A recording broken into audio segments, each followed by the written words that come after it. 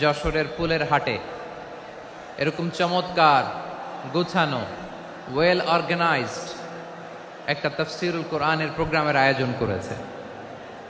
আমি আল্লাহর শুকরিয়া জ্ঞাপনের পাশাপাশি তাদেরকে আমার অন্তরের অন্তঃস্থল থেকে শুকরিয়া, ধন্যবাদ এবং মোবারকবাদ জানাতে চাই।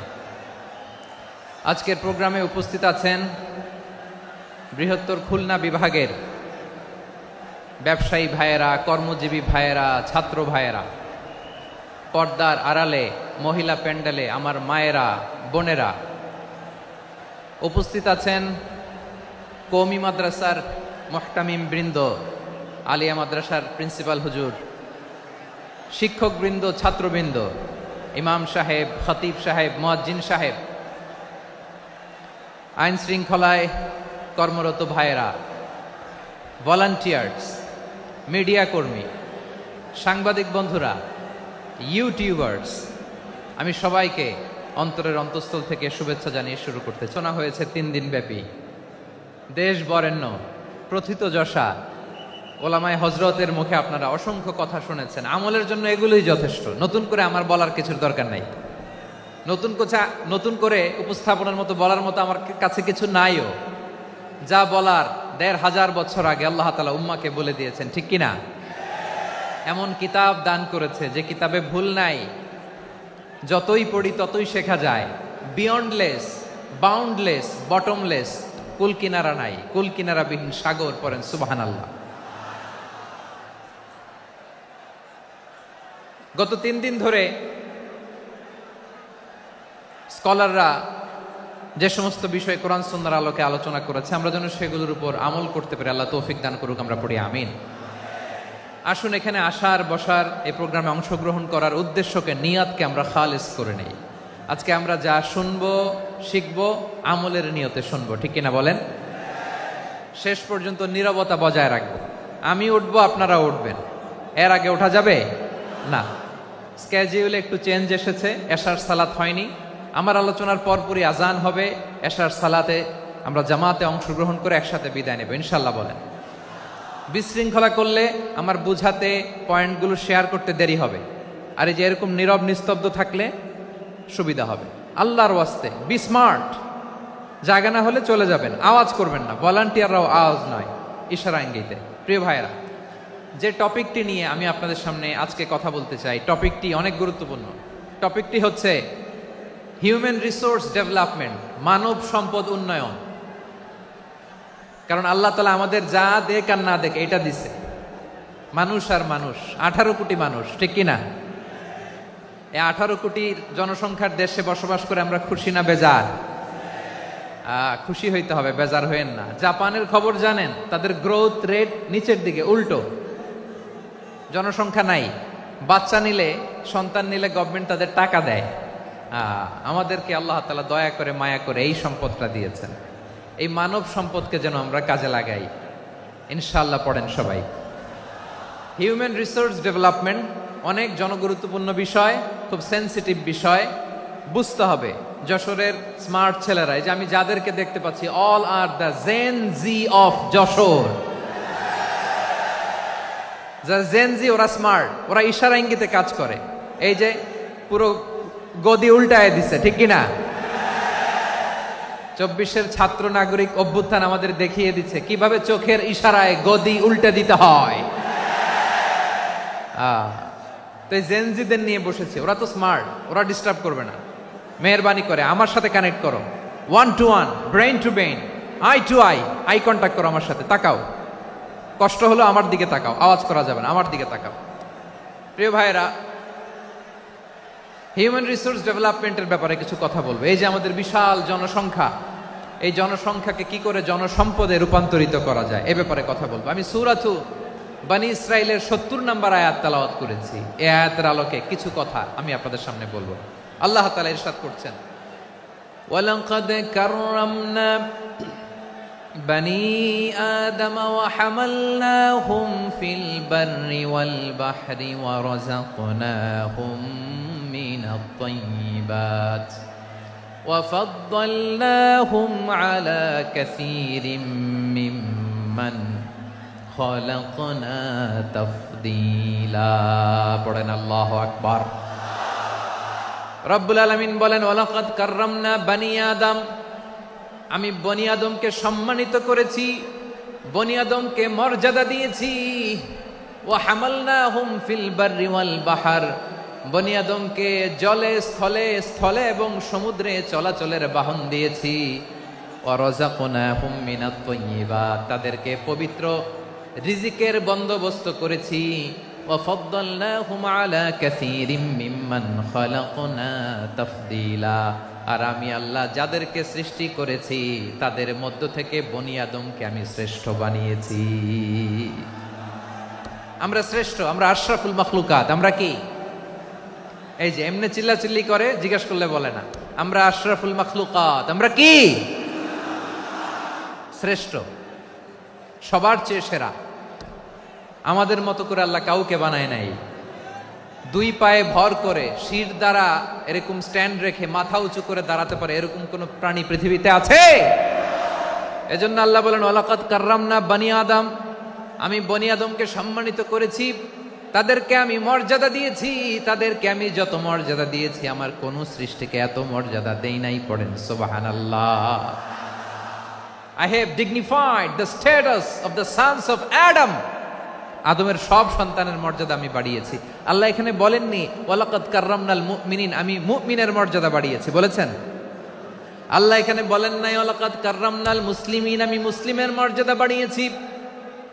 আল্লাহ বলেছেন ওয়ালাকাদ কাররামনা বানি আদম, আমি বনি আদমের সম্মান বাড়িয়েছি। হোক সে মুমিন কিংবা কাফের, মুসলিম কিংবা মুশরিক, আস্তিক কিংবা নাস্তিক, আরব কিংবা অনারব, যেই হোক না কেন আদম সন্তান সবগুলার মর্যাদা বাড়ায় দিয়েছে কে? সবার মর্যাদা আল্লাহ বাড়িয়েছে। মানুষ হিসেবে মর্যাদা।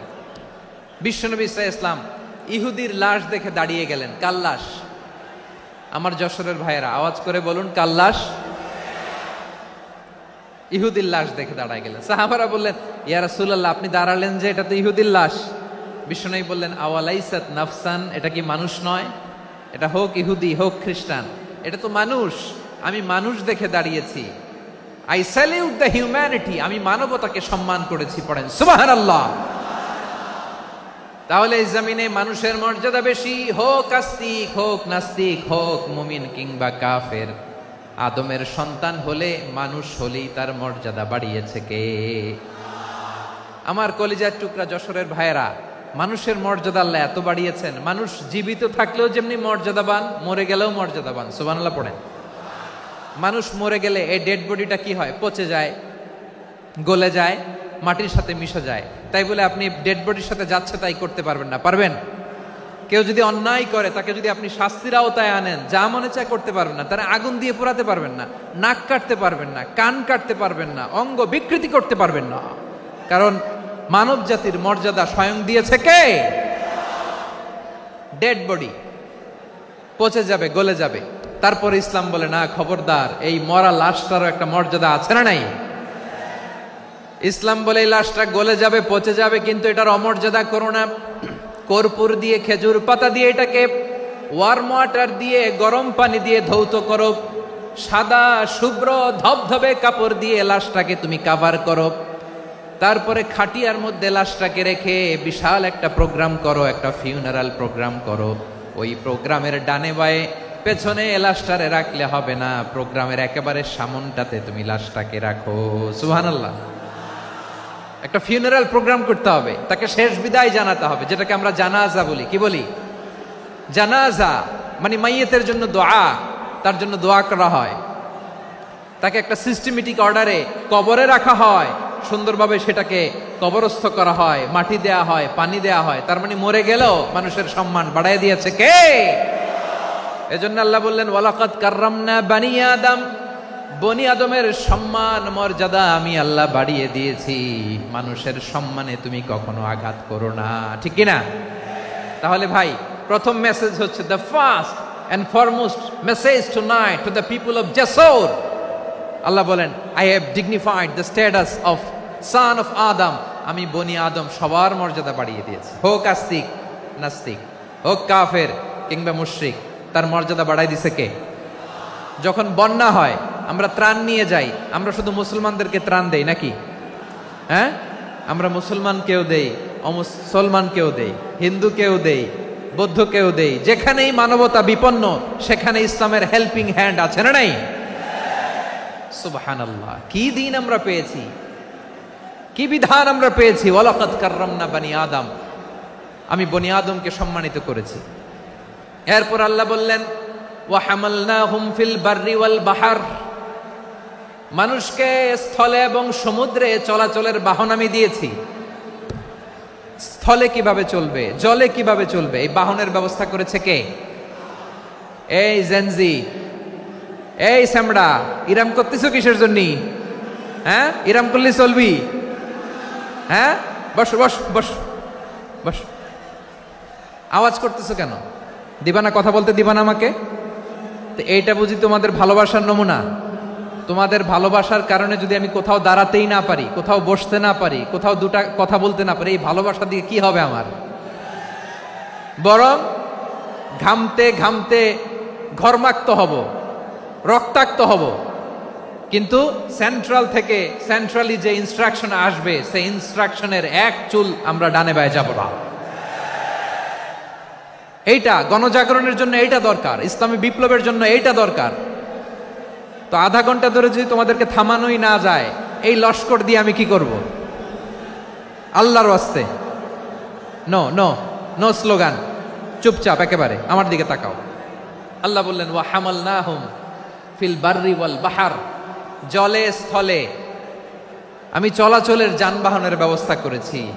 আমরা স্থলে ঘোড়ার উপরে চড়ি, উটের উপরে চড়ি, গাড়ির উপরে চড়ি। এই যে গাড়ির ইঞ্জিন বানাইছি আমরা, এটার মেধা দিয়েছে কে? আবার সাগরের মধ্যে আমরা নৌযান, জলযান, বড় বড় জাহাজ দিয়ে এক মহাদেশ থেকে আরেক মহাদেশ যাই, এক দেশ থেকে মালামালগুলো আরেক দেশে পাঠাই। সাগরের ভেতরে নৌকাগুলোরে ধরে রাখলো কে? ওয়াল ফুলকিল্লাতী তাজরি ফিল বাহরি বিমা ইয়ানফাউন নাস, মানুষের উপকার আছে এরকম সরঞ্জামাদি নিয়ে সাগরের উপরে বিশাল বিশাল জলযানগুলো চলে। এগুলো ডুবে যায় না, কাত হয়ে যায় না, পড়ে যায় না। এগুলোকে স্থিতিস্থাপকতাকে ঠিক করে রাখলো কে? আপনারা জাহাজ দেখেছেন? জাহাজ, হ্যাঁ, বাড়ি চট্টগ্রাম হইলে দেখতে পারতেন। দেখছেন? বিশাল বিশাল জাহাজ, বিশাল জাহাজ মালামাল নিয়ে এক মহাদেশ থেকে আরেক মহাদেশে যায়। গত মাসে আমার জাপান সফর ছিল। এই যে বাংলাদেশে যে গাড়িগুলো চালান, বেশিরভাগ গাড়ি আসে কিন্তু জাপান থেকে। হাজার হাজার গাড়ি একটা জাহাজ বহন করতে পারে, হাজার হাজার গাড়ি। এটাতে সাগরের মধ্যে ভাসাইলো কে? সবাই বলুন, ভাসালো কে? হাজার হাজার গাড়ি নিয়ে জাপানিজ গাড়িগুলো আমাদের চট্টগ্রামের এয়ারপোর্টের বন্দরে ভিড়ে। যুক্তরাষ্ট্রে আমি দেখেছি বিশাল বিশাল জাহাজ। আপনারা টাইটানিক জাহাজের নাম শুনেছেন? টাইটানিকেরও 8 গুণ 10 গুণ বড়। সুবহানাল্লাহ কইবেন না? টাইটানিক জাহাজের 8 গুণ 10 গুণ বড় একটা জাহাজ আছে, আইকন অফ দ্য সি, আমি দেখে এসেছি। রয়্যাল ক্যারিবিয়ান দেখে এসেছি। সাগরের সামনে জেটিতে যখন দাঁড়ালাম, জাহাজটা যখন যায়, আমার মনে হচ্ছে একটা শহর, গোটা শহর, the entire city is floating on the water. পুরো একটা শহর মনে হয় পানির উপর দিয়ে ভেসে যাচ্ছে। পড়েন সুবহানাল্লাহ। এই যে আইকন অফ দ্য সি, এই ক্রুজ, এই জাহাজটা, এটার ভিতরে স্টেডিয়াম আছে। কিসের ভিতরে স্টেডিয়াম? কথা বুঝে নাই বোধহয়। স্টেডিয়াম কিসের ভিতর? সুইমিং পুল আছে, শপিং মল আছে, রেস্টুরেন্ট আছে, ক্লাব আছে, 3000 4000 রুম বিশিষ্ট, কক্ষ বিশিষ্ট হোটেল আছে। এই সবগুলোর নিয়ে এগুলো চলে সাগরের এই দোলার মধ্যে, জলোচ্ছ্বাসের মধ্যে। এই সাগরের ভেতরে এই জাহাজগুলোর ভাষায় রাখছে কে? সূরা আর রহমানে আল্লাহ তাআলা বললেন ওয়ালাহুল জাওয়ারিল মুনশাআতু ফিল বাহরি কাল আ'লাম ফাবিআইয়ি আলা, সবাই পড়েন ফাবিআইয়ি আলাই রাব্বিকুমা তুকাযযিবান। পাহাড় সম বড় বড় জাহাজগুলো মাল বোঝাই করে সাগরের মধ্যে ভেসে বেড়ায়। এগুলো দিয়ে মালামাল বহন করা যায়, মানুষরা এক দেশ থেকে আরেক দেশে যায়। এই জাহাজগুলোর সাগরের ভেতরে ভাসায় রাখলো কে? এই আয়াতের ভেতরে আল্লাহ তাআলা সূরাত বানী ইসরাঈলের এই চমৎকার আয়াতের ভেতরে আল্লাহ তাআলা বেসিক্যালি মানব জাতির প্রতি তার 4টি স্পেশাল অনুগ্রহের কথা বলেছেন। কয়টি? 2টা বলে ফেলছি। 1 নাম্বার, ওয়ালাকাদ কাররামনা বানি আদম, আমি বনি আদমের সম্মান বাড়াইছি। নাকি মুসলমানদের? নাকি মুসল্লিদের? কার সম্মান বাড়িয়েছি? বনি আদমের। তাহলে human dignity, the first part of the verse talks about the human dignity. 2 number অংশে আল্লাহ তাআলা বললেন ওয়া হামালনাহুম ফিল বাররি ওয়াল বাহর, স্থলে এবং সমুদ্রে আমি তাদের জন্য চলাচলের বাহন দিয়েছি। সুবহানাল্লাহ। তার মানে smooth movement on land and sea, জলে এবং স্থলে যাতে আমরা স্মুথলি মুভ করতে পারি আল্লাহ তাআলা দিয়েছেন। 3 নম্বরে আল্লাহ তাআলা বললেন ওয়া রাযাকনাহুম মিনাত তাইয়্যিবাত, মানুষের জন্য আমি পবিত্র রিজিকের ব্যবস্থা করেছি। জলে এবং স্থলে যত প্রাণী আছে সবগুলা প্রাণীকে রিজিক দেয় কে? আমাদেরকে রিজিক দেয় কে? সাগরের মাছগুলোকে, বড় বড় তিমি মাছগুলোরে রিজিক দেয় কে? বাতাসের মধ্যে ভেসে বেড়ানো বড় বড় পাখিগুলো, স্ক্যান্ডিনেভিয়ান কান্ট্রি থেকে লক্ষ লক্ষ কোটি কোটি পাখিগুলো যে এক দেশ থেকে আরেক দেশে ট্রান্সফার হয়, এগুলোর রিজিক দেয় কে? রব্বুল আলামিন বলেন ওয়ামা মিন দাব্বাতিন ফিল আরদি ইল্লা আলাল্লাহি রিজকুহা ওয়া ইয়ালামু মুস্তাকাররাহা ওয়া মুস্তাওদাআহা কুল্লুম ফি কিতাবিম মুবিন। আল্লাহু আকবার। রব্বুল আলামিন বলেন ভূপৃষ্ঠে বিচরণশীল যত প্রাণী আছে সব প্রাণীগুলোকে আমি আল্লাহ আমার নিজের কুদরতে রিজিকের বন্দোবস্ত করি। এই প্রাণীগুলো কোথায় থাকে, কোথায় যায়, সব জায়গায় আমি রিজিক পৌঁছে দেই। রিজিক কেউ দিতে পারে না, রিজিকের মালিক কে? রিজিকের মালিক তিনি আল্লাহ। এজন্য আল্লাহ তাআলা বললেন ওয়া রাযাকনাহুম মিনাত তাইয়্যিবাত। এরপর আল্লাহ বললেন ওয়া ফাদ্দালনাহুম আলা কাসীরিম মিম্মান খালাকনা তাফদীলা। আমি যত প্রাণী সৃষ্টি করেছি সকল প্রাণীর মধ্যে মানুষের মর্যাদা শ্রেষ্ঠত্ব আমি দিয়েছি। সুবহানাল্লাহ পড়েন। তাহলে 1 নম্বরে আল্লাহ বললেন আমি বনি আদমের মর্যাদা বাড়ালাম। এরপরে বললেন স্থলে এবং সমুদ্রে চলাচলের জন্য যানবাহন দিলাম। 3 নম্বরে আল্লাহ বললেন পবিত্র রিজিকের ব্যবস্থা করে দিলাম। এরপরে আল্লাহ বললেন যত প্রাণী আছে, সৃষ্টি আছে, সবগুলার উপরে আমি মানুষকে শ্রেষ্ঠত্ব দিলাম। সুবহানাল্লাহ। তাহলে সবচেয়ে বেশি শ্রেষ্ঠত্ব মানুষের। কার? মানুষের। শুধু তাই নয় প্রিয় ভাইরা, আকাশ এবং জমিনে যা কিছু আছে সবকিছু মানুষের জন্য, মানুষের কল্যাণে, মানুষের প্রয়োজনে, মানুষের বশীভূত করে সৃষ্টি করেছেন কে? রব্বুল আলামিন বলেন হুয়াল্লাযী খালাকা লাকুম মা ফিল আরদি জামিআ। এই জমিনের মধ্যে যা কিছু আমি আল্লাহ সৃষ্টি করেছি সব কিছু আমি মানুষের জন্য সৃষ্টি করেছি। পড়েন সুবহানাল্লাহ। হুয়াল্লাযী খালাকা লাকুম মা ফিল আরদি জামিআ, যা আছে সব আমাদের জন্য, সব আমাদেরকে সার্ভিস দেওয়ার জন্য, আমাদের উপকারের জন্য, আমাদের কল্যাণের জন্য। আওয়াজ করে সবাই পড়ুন আল্লাহু আকবার। অন্য আয়াতে আল্লাহ বললেন ওয়াসাখখারা লাকুম মা ফিস সামাওয়াতি ওয়া মা ফিল আরদি জামিআন মিন ইন্না ফি যালিকা লাআয়াতিন লিকাউমি ইয়াতাফাক্কারুন। প্রথমে আয়াতে আল্লাহ বললেন জমিনে যা আছে সব তোমাদের কল্যাণে আমি সৃষ্টি করলাম। এরপরে আল্লাহ বললেন আকাশেও যা আছে সব তোমাদের জন্য সৃষ্টি করলাম, তোমাদের অনুগত বানায় দিলাম। পড়েন সুবহানাল্লাহ।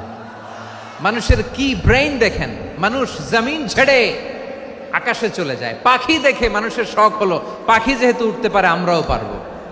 অরবিল রাইট, উইলবার রাইট, 2 ভাই মিলে আঁকাঝোঁকা করতে করতে করতে করতে প্লেন বানায় ফেললো। কোন সুবহানাল্লাহ। এখন পাখিও ওরে, আমরাও ওরি। এরপরেই মানুষের কৌতূহল থামে না এখানে। মানুষ চলে গিয়েছে চাঁদে। কোথায় গেছে? এখন কিন্তু চাঁদে জমি বিক্রি হয় জানেন।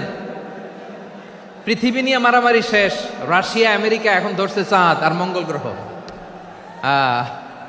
এখন চাঁদে জমি বিক্রি হয়, মঙ্গলে জমি বিক্রি হয়। এই চাঁদ, মঙ্গল, বৃহস্পতি, শনি সব আল্লাহ তাআলা আমাদের জন্য বানিয়েছেন। সুবহানাল্লাহ পড়েন। মানুষ সাগরের উপরে চড়ে, শূন্যে ভেসে বেড়ায়, পাহাড় কেটে সুড়ঙ্গ বানায়, টানেল বানায়। মানুষ ব্রডব্যান্ডের লাইন নিয়ে যায় সাগরের ভেতর দিয়ে, এক দেশ থেকে আরেক দেশে, এক মহাদেশ থেকে আরেক মহাদেশে। সুবহানাল্লাহ পড়েন। তার মানে গোটা বিশ্বের সব কিছুর উপরে control, superiority over all creatures, সব কিছুর উপর কন্ট্রোল, মনিটরিং, নিয়ন্ত্রণ, এটা প্রতিষ্ঠা করে দিয়েছে কে? এজন্যই মানুষের শ্রেষ্ঠত্ব। ওয়ালাকাদ কাররামনা বানি আদম, আমি বনি আদমের সম্মান বাড়িয়েছি, মর্যাদা আমি বাড়িয়ে দিয়েছি এই কারণে, কারণ মানুষ সবকিছুর উপর নিয়ন্ত্রণ নিতে পারে। মানুষকে নিয়ে এই কোরআনের সব আলোচনা, মানুষকে নিয়ে এই কোরআনের সব। তাই কোরআনের কেন্দ্রীয় আলোচ্য বিষয় হচ্ছে মানুষ। কোরআনের কেন্দ্রীয় আলোচ্য বিষয় কি? যশোরের ভাইয়েরা বুঝে থাকলে সবাই বলবেন, কোরআনের কেন্দ্রীয় আলোচ্য বিষয় কি? এই যে আমি মূল আলোচনায় যাচ্ছি এখন। কেন মানুষ কোরআনের কেন্দ্রীয় আলোচ্য বিষয়? এই যে ভাইয়েরা, এই যে হাত জোর করে, এই যে Jessore Gen Z, the smart people of Jessore, হাত জোর করে বলতেছে, হাত জোর করে তোদের কাছে আল্লাহর দোহাই লাগে, স্টপ স্টপ। শুরুতে একবার বলেছে জায়গা না হলে আস্তে আস্তে ধাক্কা দিবা, সামনে না পিছনে, দিয়ে দিয়ে বেরোয় চলে যাও। এলইডিতে দেখো, এই যে এই যে আল্লাহর ওয়াস্তে জায়গা না হলে ওদিকে যাও। কোরআনের মাহফিলে বিশৃঙ্খলা, এটা কাফিরদের আলামত। কাফিররা শীষ দিত, শীষ। বিশ্বনবী কোরআনের তাফসির করলে কাফিররা শীষ দিত আর ক্ল্যাপিং করত, হুইসেল এন্ড ক্ল্যাপিং। তো আমরা কি এখানে বিশৃঙ্খলা করতে আসছি? তো বারবার থামানো লাগে কেন? কোনো আওয়াজ হবে না, বললাম তো, স্টপ। আওয়াজ করে বলুন, কোরআনের কেন্দ্রীয় আলোচ্য বিষয় কি? সবাই বলেননি। এতগুলো মানুষ উত্তর দিলে এতটুকু আওয়াজ হয়, অন্তত আমি বিশ্বাস করি না। যশোর, আওয়াজ করে বলো, কোরআনের কেন্দ্রীয় আলোচ্য বিষয় কি? মানুষ। এই মানুষ কোরআনের কেন্দ্রীয় আলোচ্য বিষয়। মানুষকে আল্লাহ স্বাধীনতা দিয়েছেন। ফামান শাআ ফালইউমিন ওয়া মান শাআ ফালইয়াকফুর। চাইলে মুমিন হতে পারো, চাইলে কাফের হতে পারো, তোমার ইচ্ছা। তবে জেনে রাখো, মুমিন হলে পাবা জান্নাত, কাফির হলে পাবা জাহান্নাম। নাও দ্য ডিসিশন ইজ ইয়ার্স। সিদ্ধান্ত তোমার, জান্নাতে যাবা না জাহান্নামে যাবা। যশোরের ভাইয়ের আওয়াজ করে বলুন, কই যেতে চান, জান্নাতে না জাহান্নামে? ডান দিকে না বাম দিকে? ডানপন্থী না বামপন্থী? চিল্লা চিল্লি না চুপচাপ? চুপচাপ কয়ে আবার চিল্লাচিল্লি শুরু করেছে। মাশাআল্লাহ, গুরুত্বপূর্ণ কথা বাকি আছে, আমাকে সহযোগিতা করতে হবে। মাশাআল্লাহ, এই তো ঠান্ডা হয়েছে। হ্যাঁ, ঠিক আছে ঠিক আছে ঠিক আছে। মানুষকে আল্লাহ এত স্বাধীনতা দিয়েছেন, মানুষ চাইলে অনেক ভালো হইতে পারে। ভালোর রাস্তাও খোলা, খারাপ হওয়ার রাস্তাও খোলা। ভালো হইলে মানুষ অনেক ভালো, খারাপ হইলে অনেক খারাপ। ভালো হইলে সবচেয়ে ভালো, খারাপ হইলে সবচেয়ে খারাপ। এজন্য সিদ্ধান্ত আপনাকেই নিতে হবে। আল্লাহ তাআলা বলছেন, লাকাদ খালাকনাল ইনসানা ফি আহসানি তাকওয়িম সুম্মা রাদাদনাহু আসফালা সাফিলিন। আমি মানুষকে অনেক সুন্দর অবয়বে, সুন্দর আকৃতিতে সৃষ্টি করেছি। তার শুধু চেহারার ডিজাইনটাই সুন্দর নয়, তার ব্রেনটা বড্ড সুন্দর, তার মানসিকতা বড্ড সুন্দর, তার সৃজনশীলতা বড্ড সুন্দর। পড়েন সুবহানাল্লাহ। আমাদের চেহারা, অবয়ব, ডিজাইন যে সুন্দর তা না, আমাদের ব্রেনটা অনেক সফিস্টিকেটেড ব্রেন, অনেক সফিস্টিকেটেড। এই 1.5 কেজি ব্রেন ইউজ করে মানুষ গোটা বিশ্বে সভ্যতা বিনির্মাণ করেছে, ঠিক কিনা? এই ব্রেন আল্লাহ তাআলা আমাকে দিয়েছে। এটারে কাজে লাগালে, আপনার 6 সেন্স কাজে লাগালে আপনি অনন্য মানুষ হয়ে উঠবেন, মহামানবে রূপান্তরিত হবেন। মানুষ হতে পারে, চাইলেই মহামানব হতে পারে। আবার যদি মানুষ চায়, খারাপও হতে পারে। আল্লাহ বললেন শুধু ভালোই না, ভালো হতে চাইলে অনেক ভালো তুমি হতে পারো। আবার খারাপ হতে চাইলে অনেক খারাপ তুমি হতে পারো। সুম্মা রাদাদনাহু আসফালা সাফিলিন।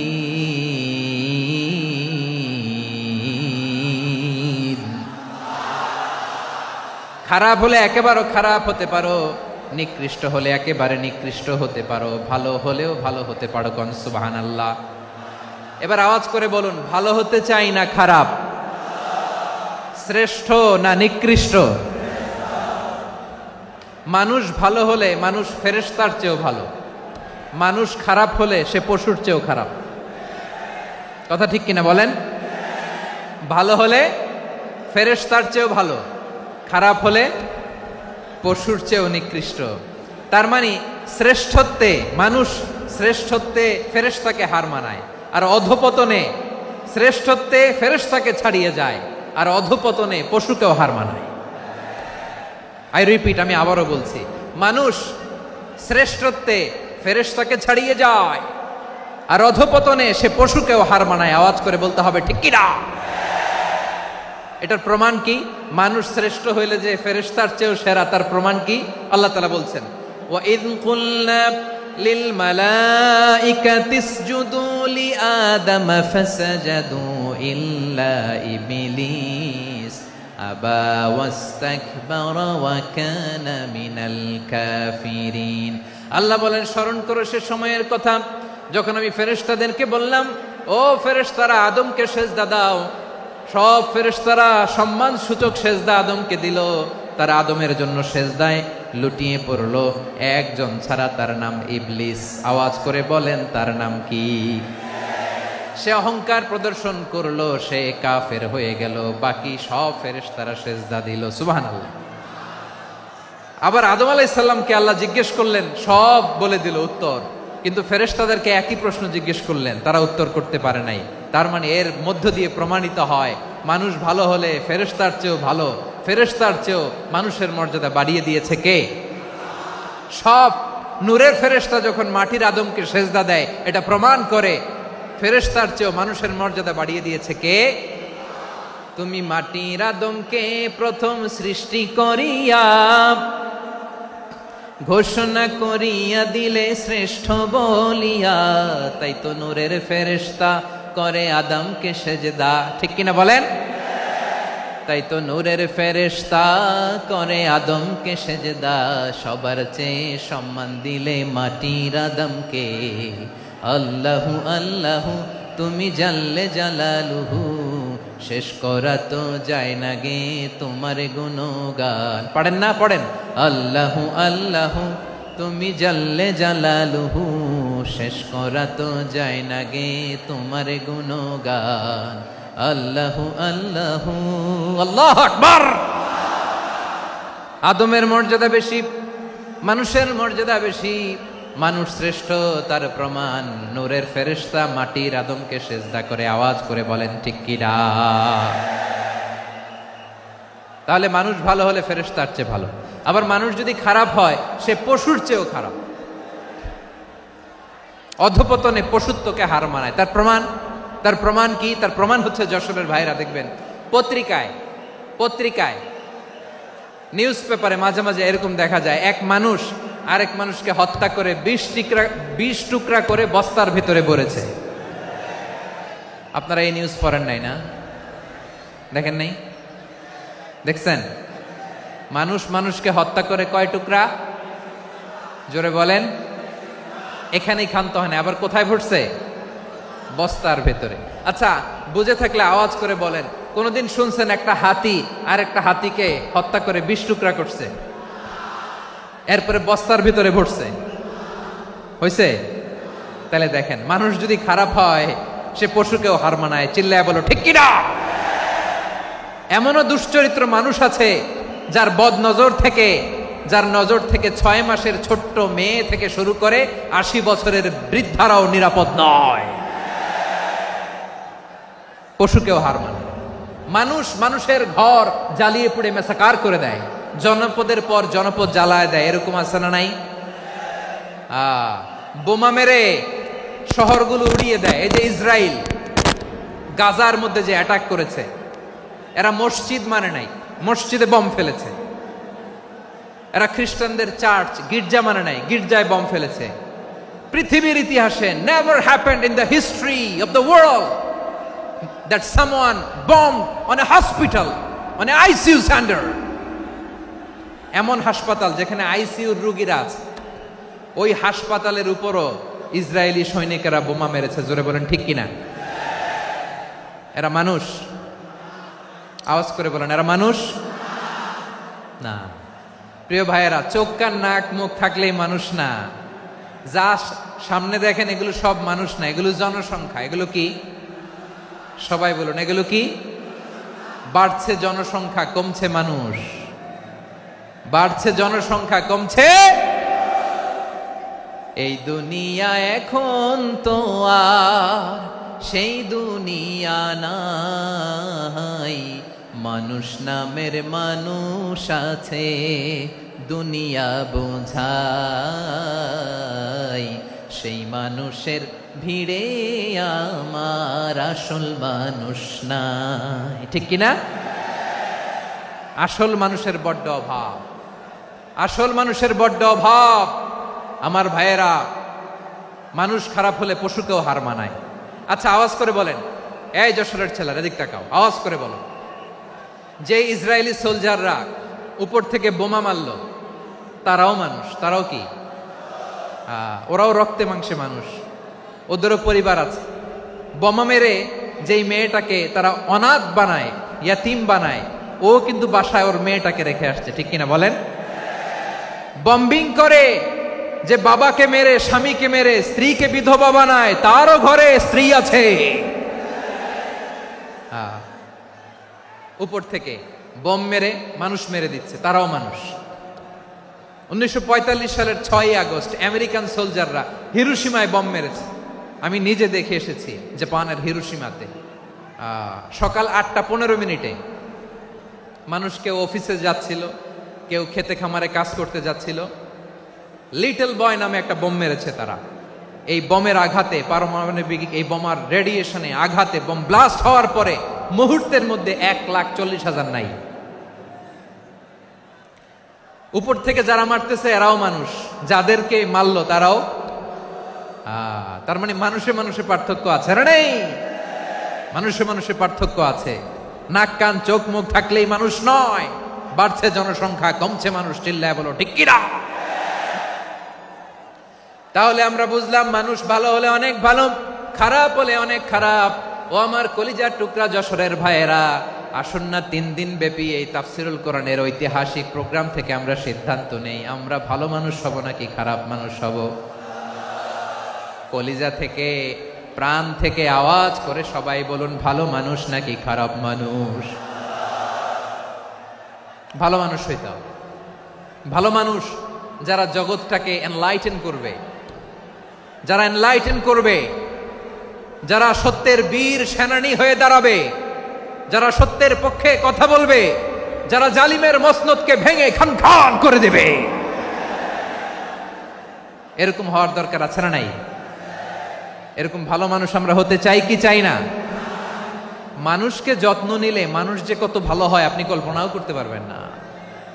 এই যে আপনাদের যশোরে যে ভালো ছেলেগুলো আছে, যে ভালো তরুণগুলো আছে, যে যুবকগুলো আছে, যে ভালো আলেমরা আছে, ভালো নেতারা আছে, সবাই যদি তাদের মতো হতো, পুরো যশোরটা একটা জান্নাতের টুকরা হয়ে যেত। আওয়াজ করে বলেন ঠিক কিনা? মানুষকে নার্চারিং করলে, মানুষকে পলিশ করলে, মানুষকে গ্রুমিং করলে, মানুষকে সঠিক তারবিয়া দিলে মানুষ অনন্য হয়ে ওঠে। প্রতিটি মানুষ অনন্য। আমি অনন্য, আপনি অনন্য, আমরা সবাই অনন্য। সুবহানাল্লাহ বলেন। মানুষকে আল্লাহ তাআলা দিয়েছেন অসীম ক্ষমতা, অসীম ক্ষমতা। সুবহানাল্লাহ। একটা মানুষ পারে না এমন কিছু নাই, একটা মানুষ পারে না এমন কিছু নাই। বিশ্বাস করতে হবে, মানুষ যা কল্পনা করতে পারে ওইটা মানুষ করে দেখাতে পারে। যশোরের ভাইয়ের, আই রিপিট, আমি আবারও বলছি, এই চিল্লাচিল্লি করলে আমার এই গুরুত্বপূর্ণ কথা তোমরা মিস করবা, মিস করবা। কপাল পড়া হয়েও না, আওয়াজ করে কপাল পড়া হবে না। আমার দিকে তাকাও। মানুষ, মানুষ যা কল্পনা করতে পারে সেটা মানুষ করে দেখাতে পারে। তুমি তোমার কল্পনার রাজ্যকে সাজাও, তোমাকে হারাতে পারে এমন কোন শক্তি আল্লাহর জমিনে নাই। তোমার কি শক্তি, কি সম্ভাবনা তুমি জানোই না মিয়া। তুমি এদিকে তাকাও কেন? তোমার রাস্তা তো ওই দূরে। তুমি কোথায় যাবে, আল্লাহ তোমার টেনে কোথায় নিয়ে যাবে তুমি কিছুই জানো না।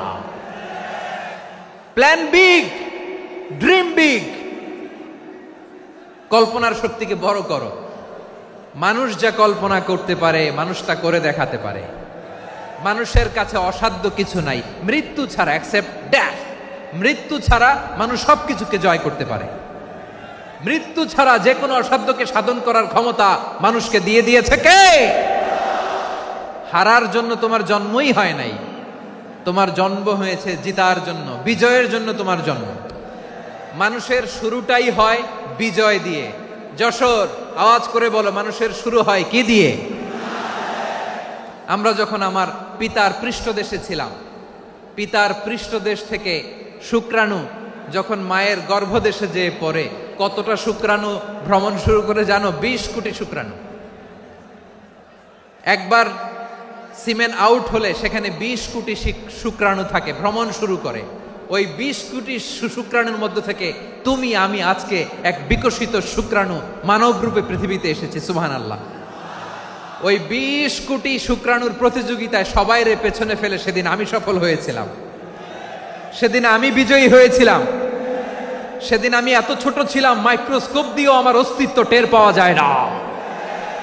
আমি এত তুচ্ছ ছিলাম, নগণ্য ছিলাম। আমার কান ছিল না, আমার চোখ ছিল না, আমার হাত ছিল না, আমার জন্য রিকমেন্ডেশন করার মতো মামু ছিল না, খালা ছিল না, কেউ ছিল না। তারপরেও ওই প্রতিযোগিতায়, ওই কম্পিটিশনে যখন আমারে কেউ হারাতে পারে নাই, আল্লাহর জমিনেও আমারে কেউ হারাতে পারে না।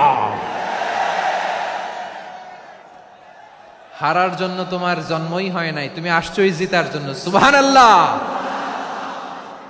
বিশ্বনবী বলেন, আন্নাসু মাআদিন কামাআদিনি যাহাবি ওয়াল ফিদ্দা খিয়ারুহুম ফিল জাহিলিয়াতি খিয়ারুহুম ফিল ইসলাম।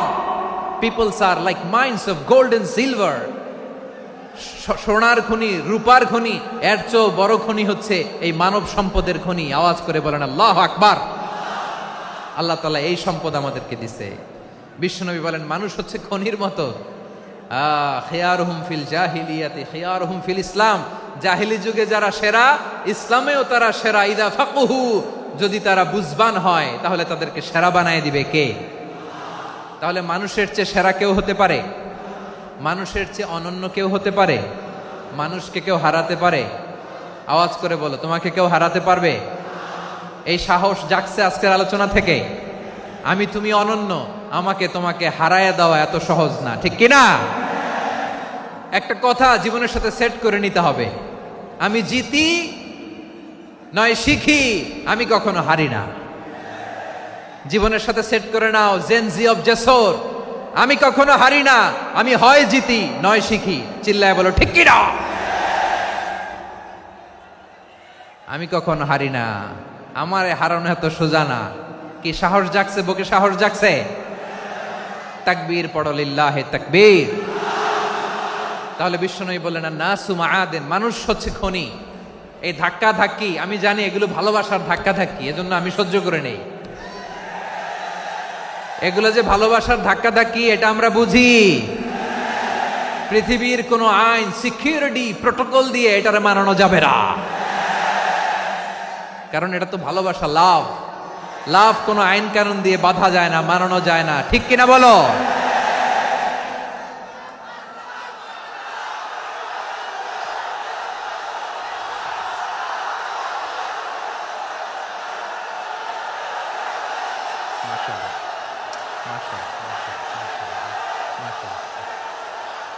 ঠিক আছে, বসুন বসুন বসুন। আল নাসু মাআদিন, মানুষ হচ্ছে খনি। এই খনির যত্ন নিতে হবে। আমার মা বাবা যারা এসেছেন, আপনার ছেলে মেয়ের যত্ন নেন। আপনার ছেলের মধ্যে যে কি পটেনশিয়াল আপনি জানেন না। আপনার এই ছোট্ট অবুজ ছেলেটাই আগামী দিনের শায়েখ আহমদুল্লাহ হবে।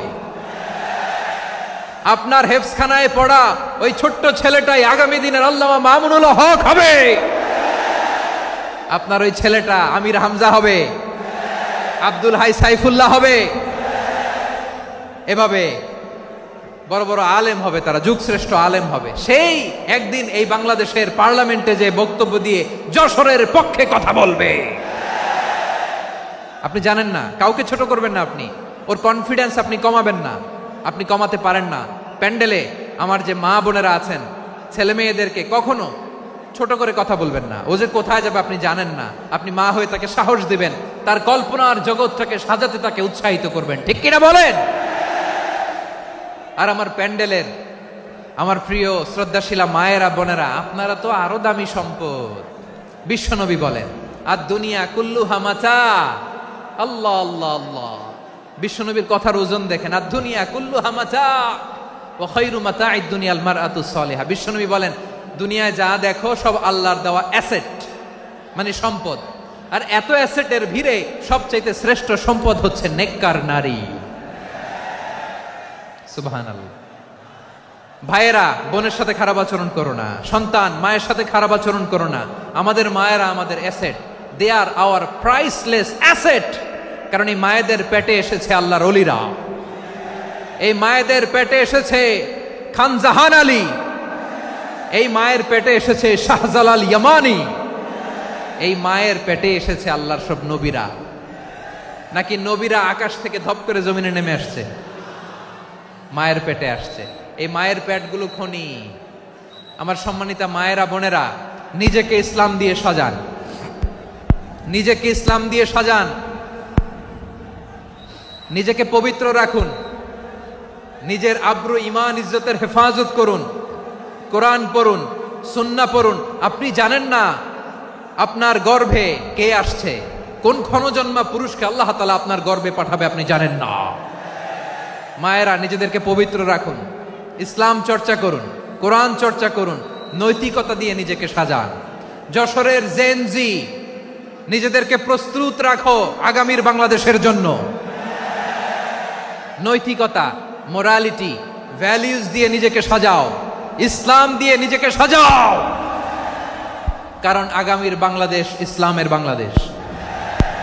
বাংলাদেশের আসল পরিচয় ইসলাম। বাংলাদেশের আসল পরিচয় কি? সবাই বলে না। বাংলাদেশের আসল পরিচয় কি? এই ইসলাম নিয়ে আমরা সংসদ ভবন সাজাবো, রাজি আছি না নাই? শেকড় ভুলে যাওয়া যাবে না। আমরা ধাপে ধাপে শারিয়া আইনের দিকে যাব ইনশাআল্লাহ, কিন্তু জঙ্গিবাদ দিয়ে নয়, কট্টর পন্থা দিয়ে নয়। আমরা ইন্টেলেকচুয়ালি, গ্রাজুয়ালি, ধাপে ধাপে শারিয়া আইনের দিকে মুভ করব ইনশাআল্লাহ। বলো লিল্লাহি তাকবীর। এদেশের আসল পরিচয় সবাই বলে না, আওয়াজ করে, এদেশের আসল পরিচয়। এদেশে আজান শুনে সূর্য ওঠে শহর গ্রামে, এদেশে আজান শুনে সূর্য ডুবে সন্ধ্যা নামে, এদেশে সকল কাজে সবাই বলে বিসমিল্লাহ, এদেশে ভালো কিছু দেখে শুনে হাসি মুখে সবাই বলে মাশা আল্লাহ। সুবহানাল্লাহ সুবহানাল্লাহ সুবহানাল্লাহ সুবহানাল্লাহ সুবহানাল্লাহ সুবহানাল্লাহ সুবহানাল্লাহ সুবহানাল্লাহ। ও নবীন তরুণ, তোমার কিসের এত ভয়? জেনে রেখো বাংলাদেশের আসল পরিচয়। বাংলাদেশের আসল পরিচয় ইসলাম। আওয়াজ তুলে বলো, আসল পরিচয় কি? এদেশে পরস্পরে দেখা হলে দেয় সালাম, এদেশে আমজনতার হৃদয় জুড়ে পাক্কা আলাম, ঠিক কি না? এদেশে বিপদ এলে সর্বজনে সর্বক্ষণে দোয়া পড়ে ইন্না লিল্লাহ সুবহানাল্লাহ সুবহানাল্লাহ সুবহানাল্লাহ সুবহানাল্লাহ। এদেশে আজান শুনে সূর্য ওঠে শহর গ্রামে, এদেশে আজান শুনে সূর্য ডুবে সন্ধ্যা নামে, এদেশে সকল কাজে সবাই বলে বিসমিল্লাহ, এদেশে ভালো কিছু দেখে শুনে হাসি মুখে সবাই বলে মাশা আল্লাহ। সুবহানাল্লাহ, আওয়াজ করে সুবহানাল্লাহ সুবহানাল্লাহ সুবহানাল্লাহ সুবহানাল্লাহ। সবাই একসাথে সুবহানাল্লাহ সুবহানাল্লাহ সুবহানাল্লাহ সুবহানাল্লাহ। এদেশের আসল পরিচয় কি? আওয়াজ করে বলতে ভয় লাগে। এদেশের আসল পরিচয় কি? ইসলাম দিয়ে আমাদের সংসদ ভবন চলুক, আমরা চাই কি চাই না? বঙ্গভবনে লা ইলাহা ইল্লাল্লাহর পতাকা উড়ুক, আমরা চাই কি চাই না? প্রতিটি জেলা অফিসে, ডিসি অফিসে লা ইলাহার পতাকা ঝুলুক, আমরা চাই কি চাই না? কারা কারা চাই হাত তুলে আল্লাহরে দেখায়।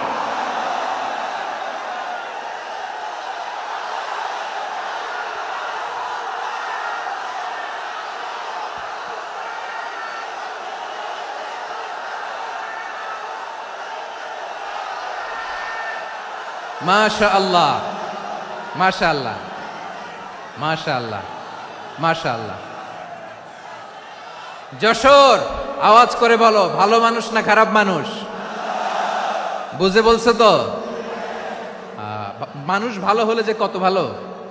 এই মানুষকে যত্ন নিলে, মানুষকে মানুষ বানালে যে সে কি হতে পারে শুনবা? হ্যাঁ, নাকি মোনাজাত দিয়ে দিব? শুনবা?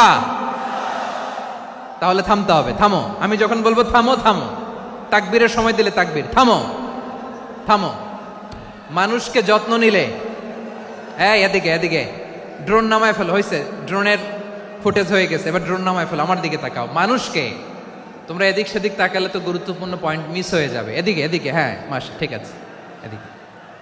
মানুষকে যত্ন নিলে মানুষের মধ্যে যারা কি পটেনশিয়াল রেখেছে। আমি জাপানের দুইটা উদাহরণ দেই। জাপানের, এই এই এভাবে এভাবে হবে, হয় বসো নয় পেছনে, কথা নাই।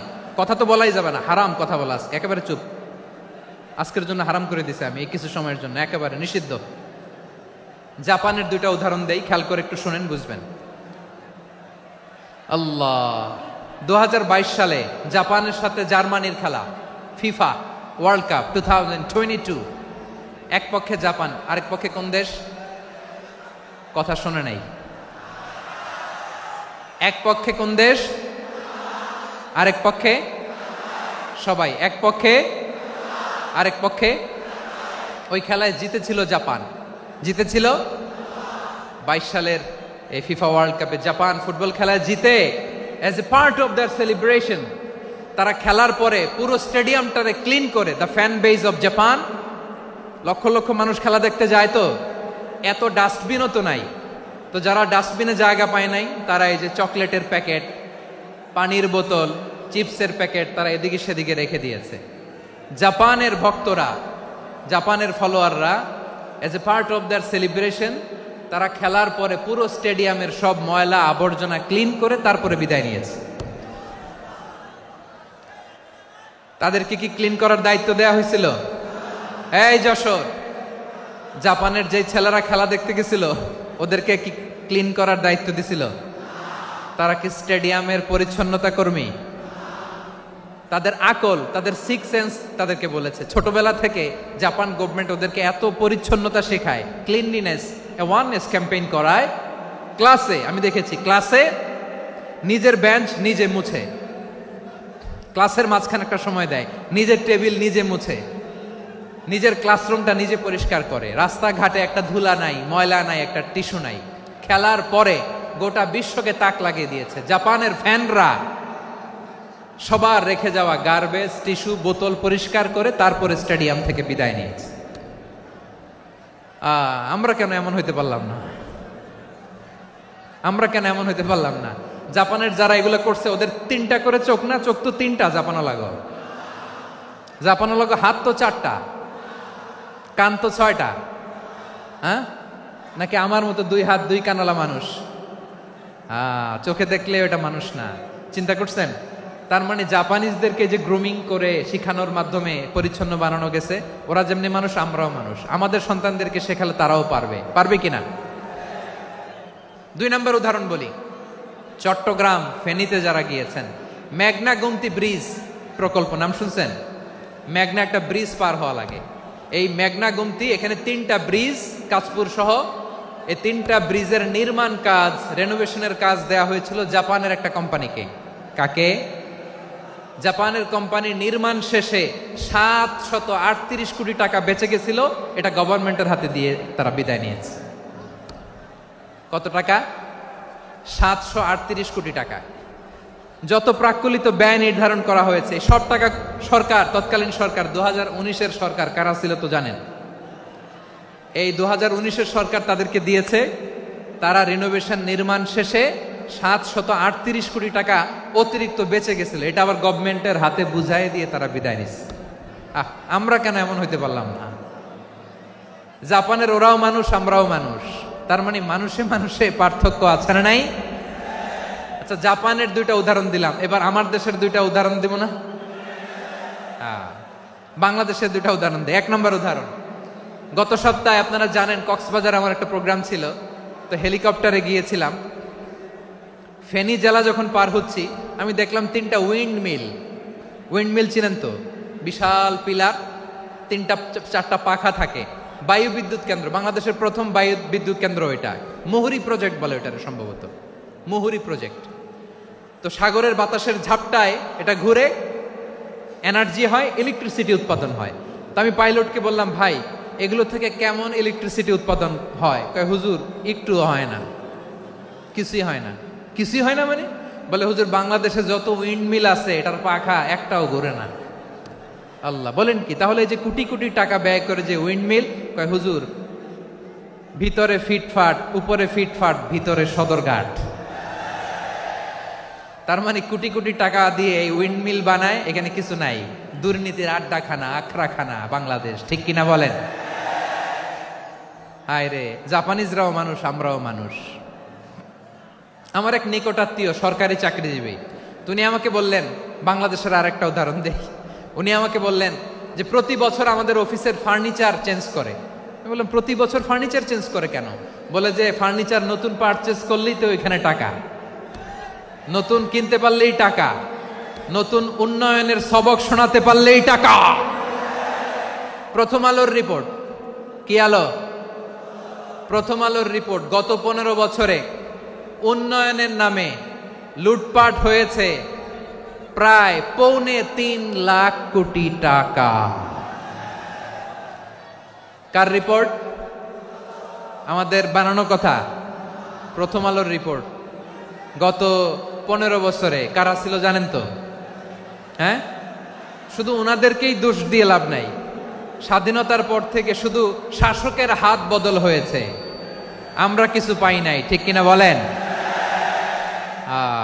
শুধু ওনাদের দোষ দিয়ে কি লাভ? একদল খাইছে, আরেক দল খাওয়ার জন্য রেডি হয়ে আছে। আমরা এরকম চাই না, জনগণকে ফুটপাতে বসাই দিচ্ছে। প্রিয় ভাইয়েরা, তাহলে জাপানের মানুষও মানুষ, আমরাও মানুষ। সিদ্ধান্ত আপনার, কোন মানুষ হবেন, ভালো মানুষ না খারাপ মানুষ? আজকের আলোচনার বিষয় হচ্ছে মানব সম্পদের উন্নয়ন, human resource development. It's a process to increase the capacity of knowledge, skill, capacity of the people of a country. একটা দেশের মানুষের জ্ঞান, তাদের দক্ষতা কি করে বাড়ানো যায়, বাড়িয়ে দেশের উন্নয়ন করানো যায়, এটাই হচ্ছে মানব সম্পদ উন্নয়নের মূল কথা। তাহলে মানব সম্পদ হচ্ছে একটা দেশের সবচাইতে শক্তিশালী পুঁজি। প্রাকৃতিক সম্পদ, খনিজ সম্পদের চেয়েও দামি হচ্ছে মানব সম্পদ। আমার প্রিয় যশোর, প্রাকৃতিক সম্পদ, খনিজ সম্পদের চেয়ে দামি সম্পদ কি সম্পদ? আল্লাহ তাআলা দয়া করে আমাদেরকে এই মানব সম্পদ দিয়েছেন। আসুন আমাদের এই মানুষগুলোকে আমরা সোনার মানুষ বানাই। রাজি আছেন তো সবাই? রাজি আছেন? মানুষ পারে না এমন কোনো কিছু নাই, চাইলে সব পারে। এজন্য মানুষকে তারবিয়া দিতে হবে, যথাযথভাবে তাদেরকে গড়তে হবে। আসুন আমরা সিরাতের আয়নায় বিশ্বনবীর জীবনী থেকে দেখি তিনি কিভাবে হিউম্যান রিসোর্সকে ম্যানেজ করতেন। যদি আপনাদের সময় হয়, দু একটা উদাহরণ দিয়ে আজকে আমি আমার আলোচনার বিদায় নিব। হবে সময় হবে কয়েক মিনিট? হ্যাঁ, শান্ত থাকবেন তো? শান্ত থাকবা? হ্যাঁ, ঠিক আছে। এই ধাক্কার মধ্যে ঢুকছে, এবার মজা বুঝতেছো তো? হ্যাঁ, মানা করছিলাম না? ঠিক আছে, টের পাও। হ্যাঁ, ঠিক আছে। যে আওয়াজ করবে আমি ওকে দেখতেছি, কে কে আওয়াজ করে দেখতেছি। শেষ কথা, শেষের দিকে চলে আসছি। বিষ্ণু ইসলাম কিভাবে হিউম্যান রিসোর্সকে ম্যানেজ করতেন, মজার কথা আছে কয়েকটা, বলে বিদায় নিব। বিশ্বনবী কিভাবে এই মানব সম্পদকে ম্যানেজ করতেন। বিশ্বনবী he was a very good talent hunter, চৌকস ট্যালেন্ট হান্টার ছিল। কার মধ্যে কি ট্যালেন্ট আছে দেখলেই বুঝে ফেলতেন। সুবহানাল্লাহ পড়বেন না? কি নবী আমরা পেয়েছি! He was a very good talent hunter. আমার নবী তিনি চৌকস ট্যালেন্ট হান্টার ছিলেন। কার মধ্যে কি প্রতিভা বের করতেন, ওই প্রতিভাকে ইসলামের কল্যাণে কাজে লাগাতেন। সুবহানাল্লাহ বলেন। যাকে যেই জায়গায় সেট করলে ভালো হবে তাকে ওই জায়গায় সেট করতেন। কয়েকজন সাহাবীর জীবনী শোনাই। আবু মাহজুরা রাদিয়াল্লাহু তাআলা আনহু, মক্কার মুয়াজ্জিন, আগে ছিল মুশরিক, পরে হইছে মুমিন। উনি কিভাবে মুমিন হইলেন এই ঘটনাটা একটু আপনাদের শোনাতে চাই। তা আপনাদের তো সময় নাই হাতে, হ্যাঁ সময় আছে? এই জেনজি শেষ করে দিল আজকের প্রোগ্রামটা। 1 ঘন্টা ধাক্কা ধাক্কি করে কেমনে দাঁড়ায় আছে আমি বুঝলাম না।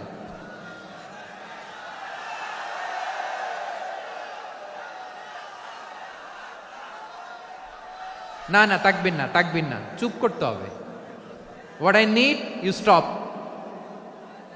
জাস্ট শাট আপ, চুপ। হ্যাঁ ঠিক আছে, এভাবে। আবু মাহজুরা রাদিয়াল্লাহু তাআলা আনহু কিভাবে মুসলিম হলেন আওয়াজ করে শুনেন। হুনাইনের যুদ্ধ 8ম হিজরি, বিষ্ণু ইসলাম হুনাইনের যুদ্ধ শেষে ফিরতেছেন।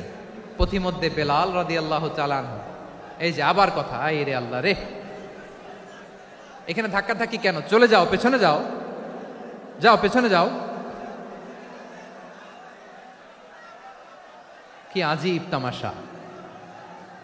যেখানে যায় এখানে ধাক্কা ধাক্কি, মারামারি, গায়ের উপরে কাঁধের উপরে শাউটিং। অনেক গুরুত্বপূর্ণ কথা পয়েন্ট করে নিয়ে আসে যে বলবো, এই শাউট করার কারণে প্রোগ্রামটাই নষ্ট করে দেয়। আসছে আমার ভালোবাসা দেখাইতে, প্রোগ্রামটাই শেষ করে দিয়ে চলে যায়।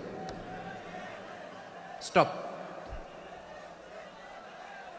আবার কথা বল, স্টপ। হুনাইনের যুদ্ধে 8ম হিজরি, কত হিজরি সবাই বলেন না একটু, কত হিজরি? 8ম হিজরিতে হুনাইনের যুদ্ধে রাসূল সাল্লাল্লাহু আলাইহি ওয়াসাল্লাম ফিরে আসতেছেন মদিনায়। পথিমধ্যে বেলাল রাদিয়াল্লাহু তাআলা আনহু আজান দিচ্ছেন। কি দিচ্ছেন? তো পাশে ছিল মুশরিকদের একটা পল্লী, কিছু মুশরিক তরুণ, কিছু অমুসলিম কিশোর, তারা আজানকে ব্যঙ্গ করতেছে। আমাদের বাংলায় মুখ ভেঙ্গানো বলে আর কি। বেলাল রাদিয়াল্লাহু তাআলা আনহু আজান দিচ্ছেন, ওই বাচ্চাগুলো মুশরিক, তো ওরা আজানকে ব্যঙ্গ করতেছে, বিকৃতি করে ওরাও আজান দিচ্ছে। উদ্দেশ্য হচ্ছে আজানকে নিয়ে ঠাট্টা করা। উদ্দেশ্য কি? ঠাট্টা করা। ব্যাপারটা মনে কষ্ট পাওয়ার মতো ব্যাপার না? কিন্তু বিশ্বনবী ওইখানে দেখেন কি খুঁজলেন।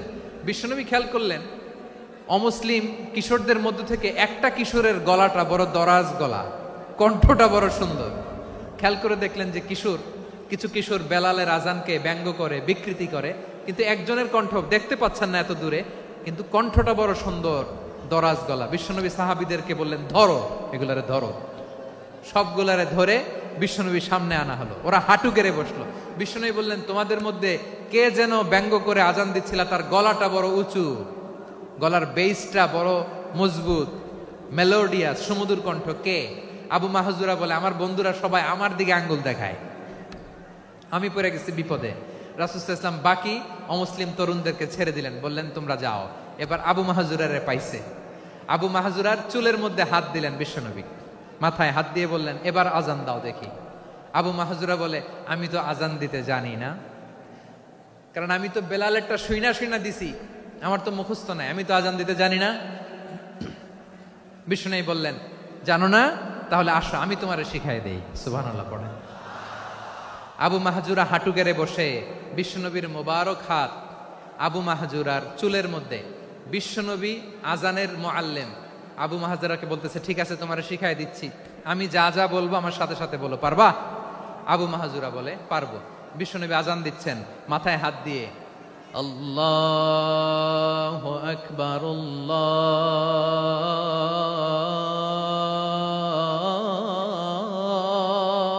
আকবার। আবু মাহজুরা এই বাক্যটা পড়লেন, বিশ্বনবী দ্বিতীয় বাক্য পড়তে আরম্ভ করলেন, আল্লাহু আকবার আল্লাহু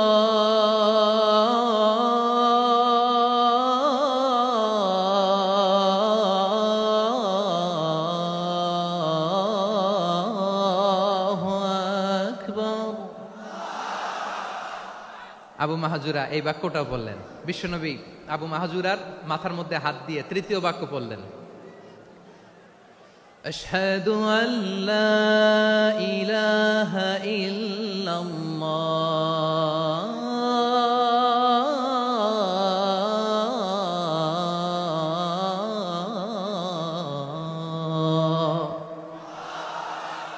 আবু মাহাজুরা তৃতীয় বাক্য পড়লেন। বিশ্বনবী একটা বাক্য পরে আবু মাহাজুরা পরে, বিশ্বনবী পরে আবু মাহাজুরা পরে। আবু মাহাজুরা কিন্তু অমুসলিম, মুশরিক। আবু মাহাজুরা বলে, এক একটা বাক্য পড়ি আমার কলিজাটা গলে ঠান্ডা হয়ে যায়। এতদিন মোহাম্মদকে গালি দিতাম, এখন মোহাম্মদ আমার মাথায় যখন হাত রাখছে আমার সারা শরীর ঠান্ডা হয়ে গেছে।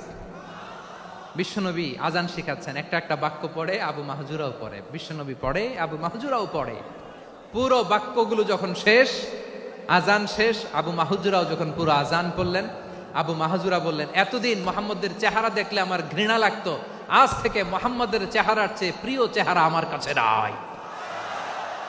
আবু মাহাজুরা বললেন, ও মুহাম্মদ, আজানের বাক্য তো আপনি আমারে শেখালেন, এখানেই শেষ করবেন না, আপনি আমারে পড়ায় দেন লা ইলাহা ইল্লাল্লাহু মুহাম্মাদুর রাসূলুল্লাহ সাল্লাল্লাহু আলাইহি ওয়াসাল্লাম। বিশ্বনবীর সাথে দাঁড়িয়ে উনি শাহাদা পড়ে মুসলমান হয়ে গেলেন। এবার আবু মাহাজুরা বলে, ইয়া রাসূলুল্লাহ, ইয়া হাবিবাল্লাহ, আমি মুমিন হয়েছি, মুসলমান হয়েছি, আপনার কাছ থেকে আজান শিখার সৌভাগ্য আমি লাভ করেছি। নবী আমার কণ্ঠের বড় তারিফ করেছেন, আপনি আমার আজানকে আপনি পছন্দ করেছেন। একটা জিনিস আপনার কাছে চাই, আপনি আমাকে মক্কার মসজিদুল হারামের মুয়াজ্জিন হিসেবে অ্যাপয়েন্ট করে দে। বিষ্ণু ইসা ইসলাম বললেন, যাও আবু মাহজুরা, আমি তোমাকে পৃথিবীর শ্রেষ্ঠতম মসজিদ মক্কার মসজিদুল হারামের মুয়াজ্জিন হিসেবে অ্যাপয়েন্ট করে দিলাম। দেখছেন কিভাবে ট্যালেন্ট হান্টিং করতে হয়, কিভাবে হিউম্যান রিসোর্স মানব সম্পদকে ব্যবহার করতে হয়। আসছিল আজানকে ভেঙাইতে, আসছিল কেন? আজানকে ব্যঙ্গ করার জন্য, বিকৃত করার জন্য। আজানকে বিকৃত করতে যে ইসলামের সবচেয়ে শ্রেষ্ঠ মসজিদের মুয়াজ্জিন হয়ে গেল। পড়েন সুবহানাল্লাহ। হযরত আবু মাহজুরা রাদিয়াল্লাহু তাআলা আনহু ওনার এই সুললিত কণ্ঠ ব্যবহার করে মসজিদুল হারামে এত সুন্দর করে আল্লাহু আকবার বলে আজান দিতেন, মানুষগুলোর, মুসল্লিগুলোর, মক্কাবাসীর হৃদয়কে তিনি বিগলিত করে দিতেন, মানুষের হৃদয়কে ঠান্ডা হয়ে যেত। শুধু এখানেই শেষ না আমার যশোরের ভাইয়েরা। বিশ্বনবী যখন সাইয়েদনা আবু মাহজুরা রাদিয়াল্লাহু তাআলা আনহুকে আজান শিখাচ্ছিলেন, বলেন তো বিশ্বনবীর হাতটা কোথায় ছিল? আবু মাহজুরার মাথার সামনে, এই চুলের উপরে ছিল। আবু মাহজুরা ওই স্মৃতিটাকে ধারণ করবার জন্য, ওই স্মৃতিকে বহন করার জন্য বিশ্বনবীর মোবারক হাত আবু মাহজুরার কপালের চুলের যেই জায়গায় লেগেছে, মৃত্যুর আগের দিন পর্যন্ত আবু মাহজুরা মাথার ওই চুলে কোনোদিন ছুরি আর কামার লাগায় নাই, সেখানে কেচি লাগায় নাই, চুলের মধ্যে খুর লাগায় নাই। আবু মাহজুরা ডান দিকের চুল কাটতো, বাম দিকের চুল কাটতো, পেছনের চুল কাটতো, সামনের চুল কাটতো না। আবু মাহজুরা রাদিয়াল্লাহু তাআলা আনহুর সামনের চুলগুলো বড় হতে হতে যখন এত বড় হয়ে যায়, তিনি চুলগুলো পেঁচিয়ে মাথার মধ্যে রাখতেন, তারপরে তিনি পাগড়ি পরতেন। সবাই জিজ্ঞেস করতো, আবু মাহজুরা, এটা আবার কেমন স্টাইল? দেখতে তোমারে কি বিদঘুটে লাগে? কেমন অড লাগে? কেমন খারাপ দেখা যায়? মক্কায় এমন কোন মানুষ তো দেখি নাই, ডানে চুল কাটে, বায়ে চুল কাটে, পেছনে চুল কাটে, সামনে কাটে না। ওরে আবু মাহজুরা, কেমন দেখা যায় তোমারে? তুমি সামনের চুল কাটো না কেন? আবু মাহজুরা বলে, আমি হাঁটু গেড়ে পেয়ারা নবীর সামনে বসেছিলাম, আমার এই মাথার চুলের মধ্যে মুবারক হাত লাগিয়ে বিশ্বনবী নিজে আমাকে আজানের প্রতিটা বাক্য শিক্ষা দিয়েছেন। বিশ্বনবীর মোবারক হাত, পবিত্র হাত আমার মাথার চুলের যেই জায়গায় লেগেছে, আমি চাই ওই চুলগুলা নিয়ে আমি আমার কবরের ভিতরে যাব। সাইয়েদনা আবু মাহজুরা রাদিয়াল্লাহু তাআলা আনহু ইন্তেকালের আগের পর্যন্ত মাথার সামনের চুলগুলা কাটে নাই। মাথার সামনের চুল তিনি কাটেন নাই।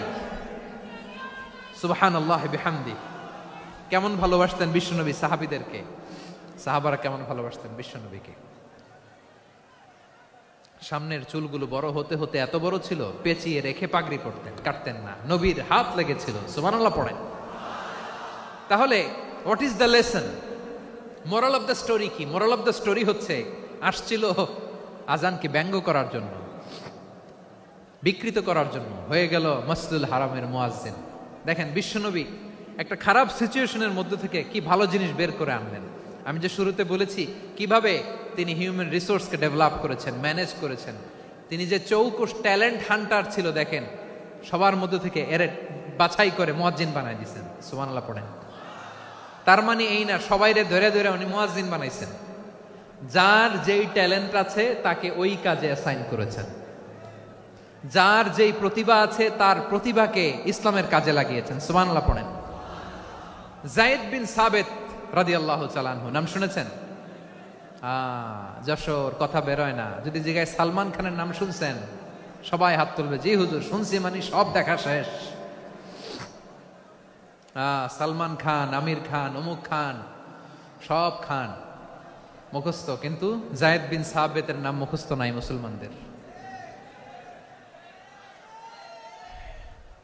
যেই সাহাবী মাথার সামনের চুল কাটে নাই,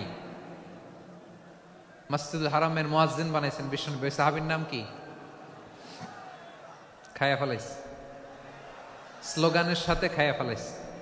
আবু মাহজুরা। কি নাম? আবু মাহজুরা আল জুমাহি রাদিয়াল্লাহু তাআলা আনহু। এই নামটা আজকে নিয়ে যাইতে হবে যশোর। আবু মাহজুরা রাদিয়াল্লাহু তাআলা আনহু। 2 নম্বরে বলছিলাম যায়েদ বিন সাবিত রাদিয়াল্লাহু তাআলা আনহু। বিশ্বনবী দেখলেন মদিনার এই আনসারী সাহাবী হাইলি ট্যালেন্টেড, ইন্টেলেকচুয়াল, মেরিটোরিয়াস, জ্ঞানের প্রতি তার আকর্ষণ, মারাত্মক আকর্ষণ। বিশ্বনবী তাকে দায়িত্ব দিলেন, কোরআন যা নাজিল হয় তুমি লিখো। কাতিবুল ওহী বানায় দিলেন। সুবহানাল্লাহ।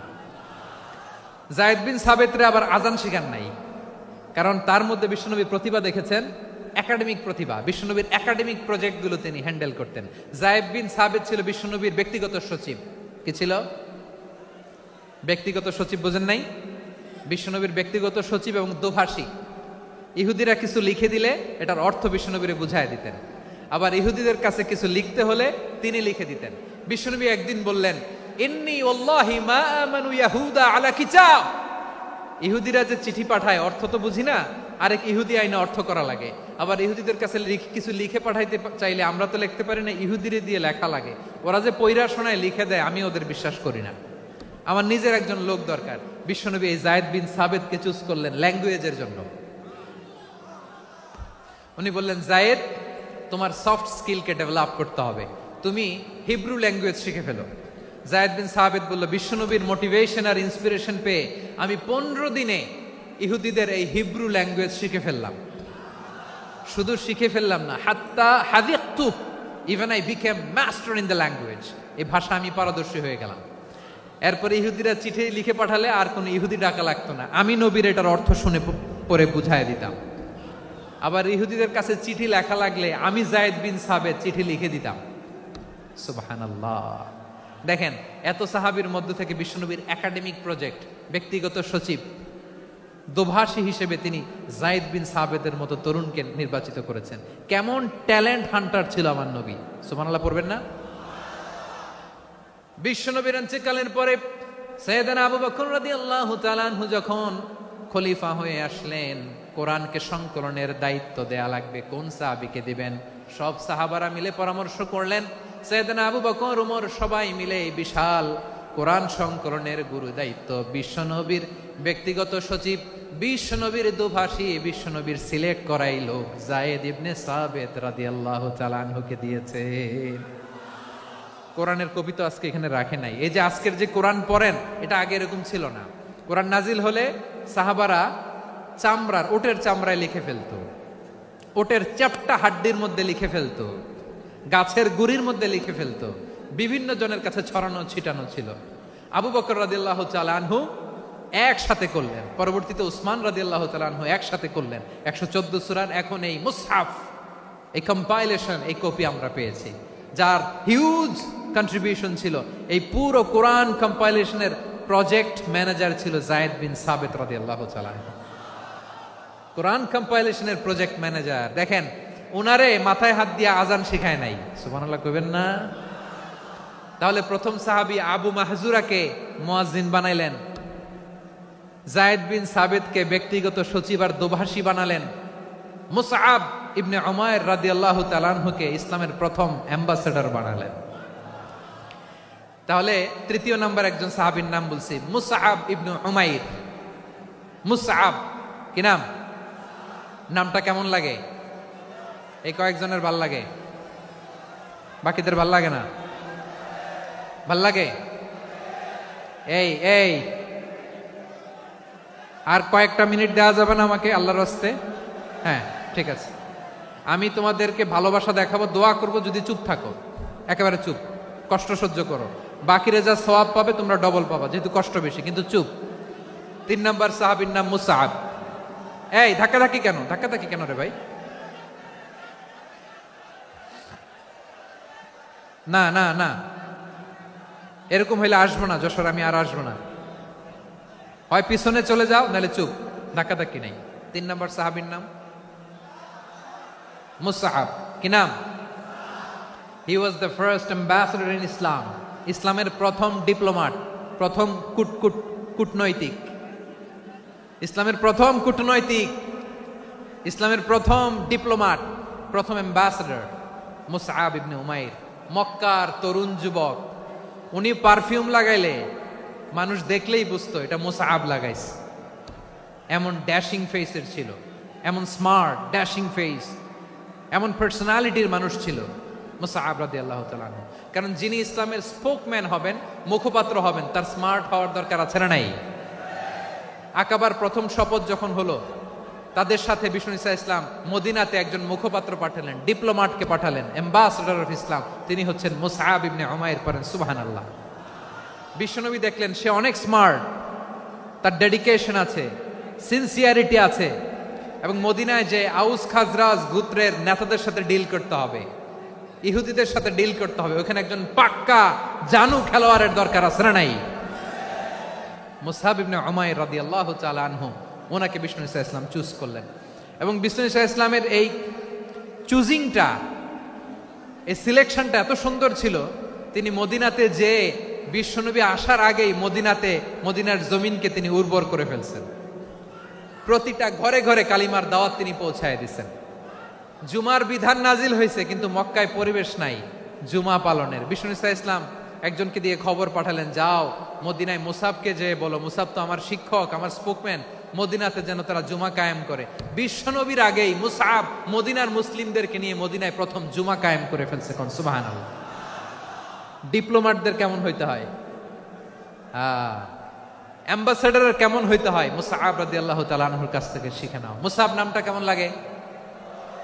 যশোর যাদের সন্তান হবে, ছেলে সন্তান, আমার রাস্তায় পাইলে সবাই জিজ্ঞেস করে, হুজুর একটা নাম দেন, আমার ছেলে হবে। যশোরবাসীর জন্য আমি একটা নাম দিয়ে দিলাম, নাম রাখতে হবে মুসআব। কি নাম? নামটা যাদের ভাল লাগে, ছেলে সন্তান অনাগত আসবে, মনে চাইলে নাম রেখে দিবেন মুসআব রাদিয়াল্লাহু তাআলা আনহুর নামে মুসআব। তাহলে মুসআব রাদিয়াল্লাহু তাআলা আনহুকে বিশ্বনবী ল্যাঙ্গুয়েজ শিখান নাই, সফট স্কিল শিখান নাই। যায়েদ রাদিয়াল্লাহু তিনি হিব্রু ল্যাঙ্গুয়েজ শিখেছেন, সুরিয়ানি শিখেছেন, কিন্তু মুসআবকে তিনি বানিয়েছেন the spokesman of Islam, the first diplomat, the ambassador of Islam. সুবহানাল্লাহ পড়বেন না? আব্দুল্লাহ ইবনে আব্বাস রাদিয়াল্লাহু তাআলা আনহু বিশ্বনবীর কাজিন, চাচাতো ভাই। আবার মাইমুনা রাদিয়াল্লাহু তাআলা আনহু, মাইমুনা নবীর স্ত্রী, তিনি ছিলেন আব্দুল্লাহর আপন খালা। তো নবীর বউ যদি ওনার খালা হয়, নবী তার কি? বুঝে নাই, নবী তার কি? খালু।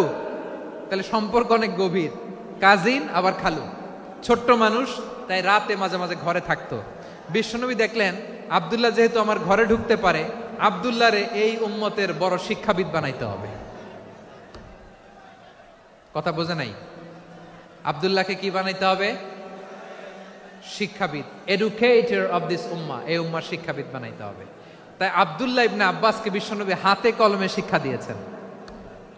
আহারে, আর এরপরে যে কি ভাষা আসবে তোমাদের জন্য আমার মুখ থেকে আমি নিজেও জানি না। 1 ঘন্টা যাবত ধাক্কা ধাক্কি মারামারি, তো আসতে বলছে কে তোমাকে? পেছনে চলে যাও জায়গা না পেলে, পুরো প্রোগ্রামটাই নষ্ট করে দিও।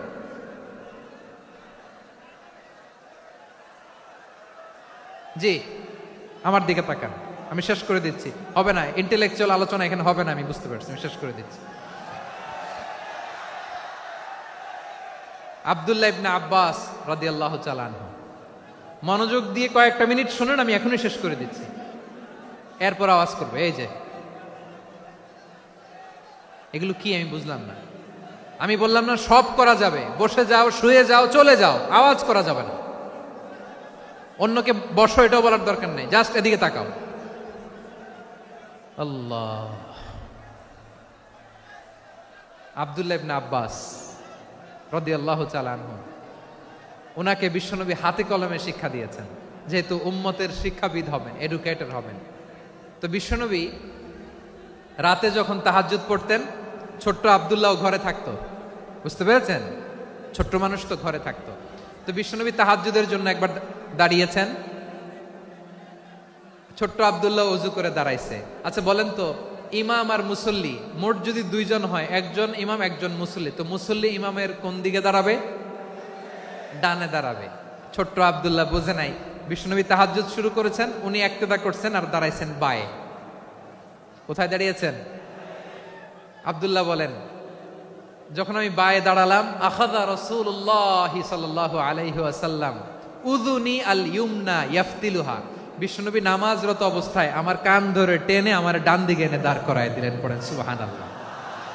দেখেন, হাতে কলমে শিক্ষা। আর জীবনে ভুল হবে? কথা কয় না, আর ভুল হবে? আর ভুল হবে না।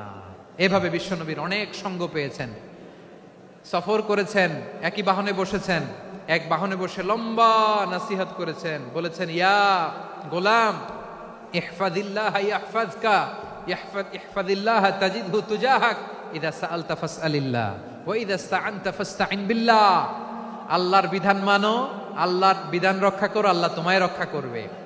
আব্দুল্লাহ, চাইতে হলে আল্লাহর কাছে চাও, সাহায্য চাইতে হলে আল্লাহর কাছে সাহায্য চাও। মনে রাখো, গোটা বিশ্বের সবাই যদি তোমার সাহায্য করতে চায়, ততটুকুই করতে পারবে যতটুকু আল্লাহ তোমার নসিবে রেখেছে।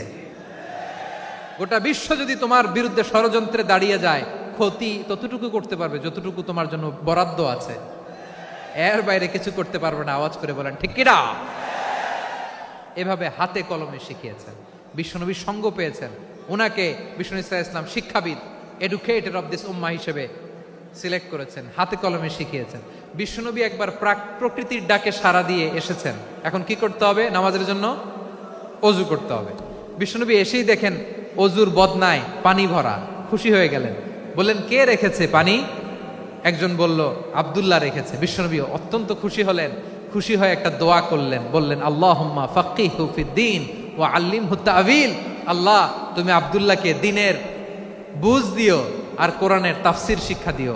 বিশ্বনবীর এই দোয়া এমন লাগছে, উনি রাইসুল মুফাসসিরিন, এই পৃথিবীতে যত মুফাসসির ছিল, যত মুফাসসির আসবে, সকল মুফাসসিরের সম্রাট হিসেবে স্বীকৃত হয়েছেন আব্দুল্লাহ ইবনে আব্বাস।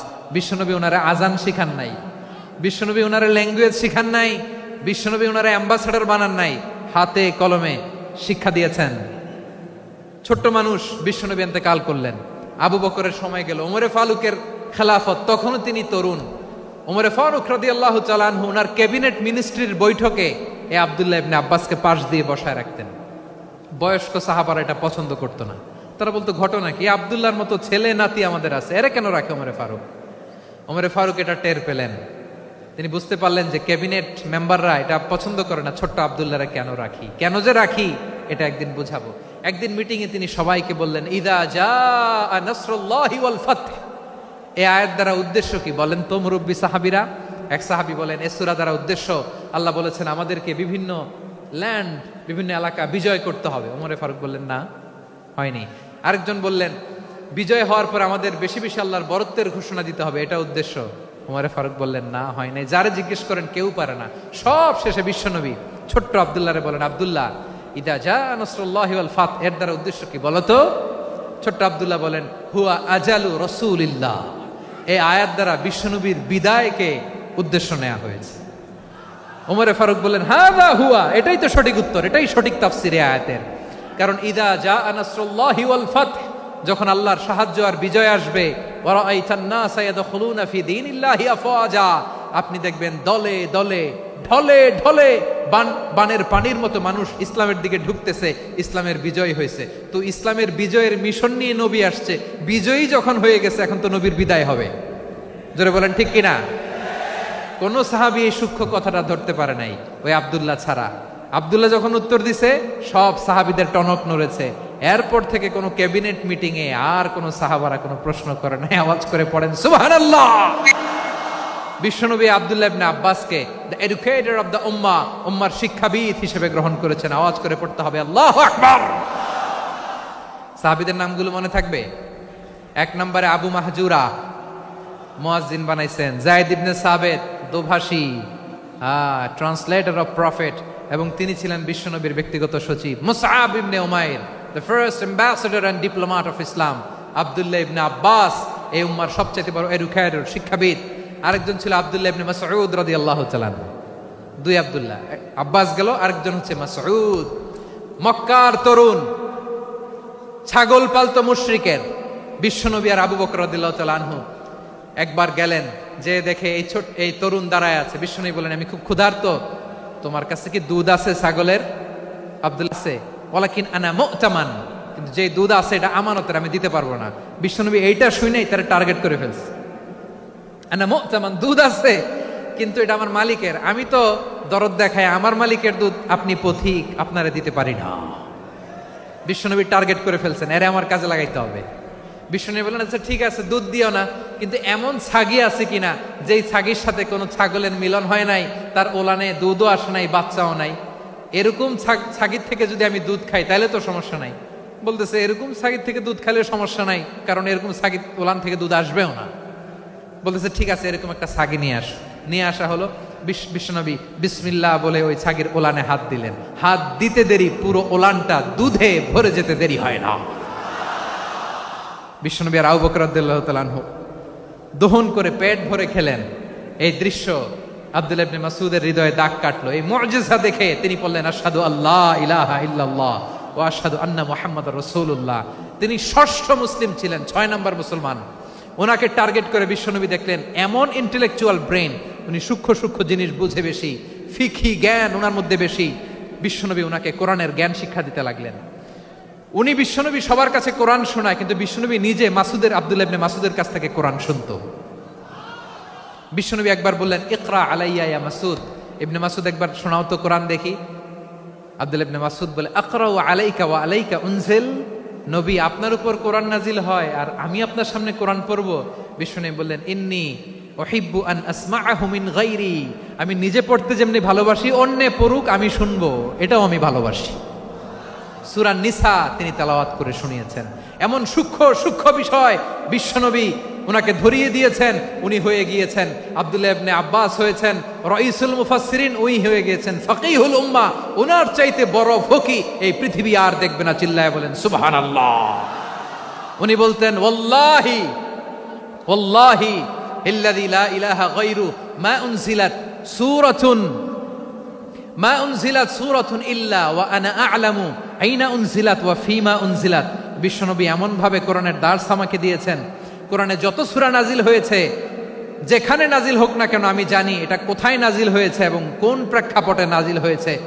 এমন একটা সূরা নাই যে সূরার কোথায় নাজিল হয়েছে আমি মাসুদের জানা নাই, কোন প্রেক্ষাপটে নাজিল হয়েছে আমার জানা নাই। এরকম ঘটবে না। চিল্লায় বলেন আল্লাহু আকবার। এই আব্দুল্লাহ ইবনে মাসউদ রাদিয়াল্লাহু তাআলা আনহু ওমর ফারুকের সময় কুফার চিফ জাস্টিস ছিলেন। কুফা নগরীর চিফ জাস্টিস। চিফ জাস্টিস বুঝেন নাই? বিচারপতি। কি ছিলেন? সবাই বলে নাই, কি ছিলেন? বিচারপতি ছিলেন। এবং ওনার যে ফিকহি জ্ঞানের ধারা, এটাই আলকামা, ইব্রাহিম আন-নাখাই, হাম্মাদ ইবনে সুলাইমান হয়ে ইমাম আবু হানিফা পর্যন্ত পৌঁছেছে। এবং ওনার ফিকহি জ্ঞানের ধারাই হানাফি মাযহাবে অ্যাকসেপ্ট হয়েছে। আজও এগুলো হানাফি মাযহাবে চর্চিত হয়। হানাফি মাযহাবের সব ফিক আব্দুল্লাহ ইবনে মাসউদের ফিকহি জ্ঞানের ধারা থেকে নেওয়া হয়েছে। চিল্লায় পড়েন সুবহানাল্লাহ। তাহলে উনাকে বিশ্বনবী বানিয়েছেন জুরিস্ট, আইনবিদ, ফকিহ। উনারে আজান শিখান নাই। হিউম্যান রিসোর্স ডেভেলপমেন্ট কিভাবে করবেন, মানব সম্পদের উন্নয়ন কিভাবে করতে হয়, কিভাবে যার যেখানে প্রতিভা কাজে লাগাতে হয় উনি দেখিয়েছেন। সুবহানাল্লাহ পড়বেন না? খালিদ বিন ওয়ালিদ নাম শুনছেন? কে কে শোনেন নাই হাত তোলেন। কি ছিলেন? বীর যোদ্ধা ছিলেন খালিদ বিন ওয়ালিদ। কিন্তু তিনি ইসলাম ধর্ম গ্রহণ করেছেন অনেক দেরিতে, 8ম হিজরিতে। তার মানে 8ম হিজরির আগে উনি মুশরিকদের পক্ষে লড়াই করেছেন। ওনার হাতে কত মুসলিম সাহাবী যে নিহত হয়েছে হিসাব নাই। বিশ্বনবী টার্গেট করে রাখছে, তুমি আমাদের মুসলিমদের এত ক্ষতি করলা, তুমি যখন মুসলমান হবা তোমার দিয়ে আমি এমন কাম করামু যে এটা আর কেউ করতে পারবে না। সুবহানাল্লাহ নাই? যশোর ক্লান্ত হয়ে গেছে।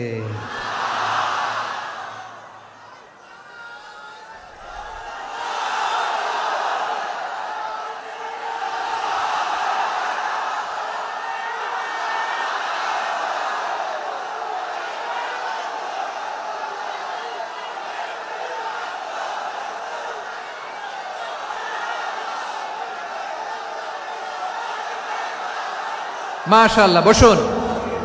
বসুন। খালিদ বিন ওয়ালিদ রাদিয়াল্লাহু তাআলা আনহু 8ম হিজরিতে মুসলিম হয়েছেন, মক্কা বিজয়ের আগে। তো মক্কা বিজয়ের আগে যখন মুসলিম হয়েছেন, এর আগে কি করছেন? কাফিরদের সাথে যুদ্ধ করেছেন। উনি উহুদের যুদ্ধে মুসলমানদের যে পরাজয় ভাব, কঠিন পরিস্থিতির মুখোমুখি উনার কারণে পেছন থেকে এমন আতর্কিত আক্রমণ করেছেন, মুসলমানদেরকে কচুকাটা করেছেন। 8ম হিজরিতে আল্লাহ তাআলা হেদায়েতের নূর দিয়ে ওনার হৃদয়টাকে উজালা করে দিলেন। লা ইলাহা এটা এমন বাণী যার হৃদয়ে একবার টাচ খাবে, এইটা থেকে সে আর পালিয়ে বেড়াতে পারে। ঝিনুকের ভেতর লুকিয়ে থাকে যেমন মতি, ঝিনুকের ভেতর লুকিয়ে থাকে যেমন মতি, কলমা শাহাদাতে আছে আল্লাহর জ্যোতি, কলমা শাহাদাতে আছে আল্লাহর জ্যোতি। ঠিক কিনা বলেন?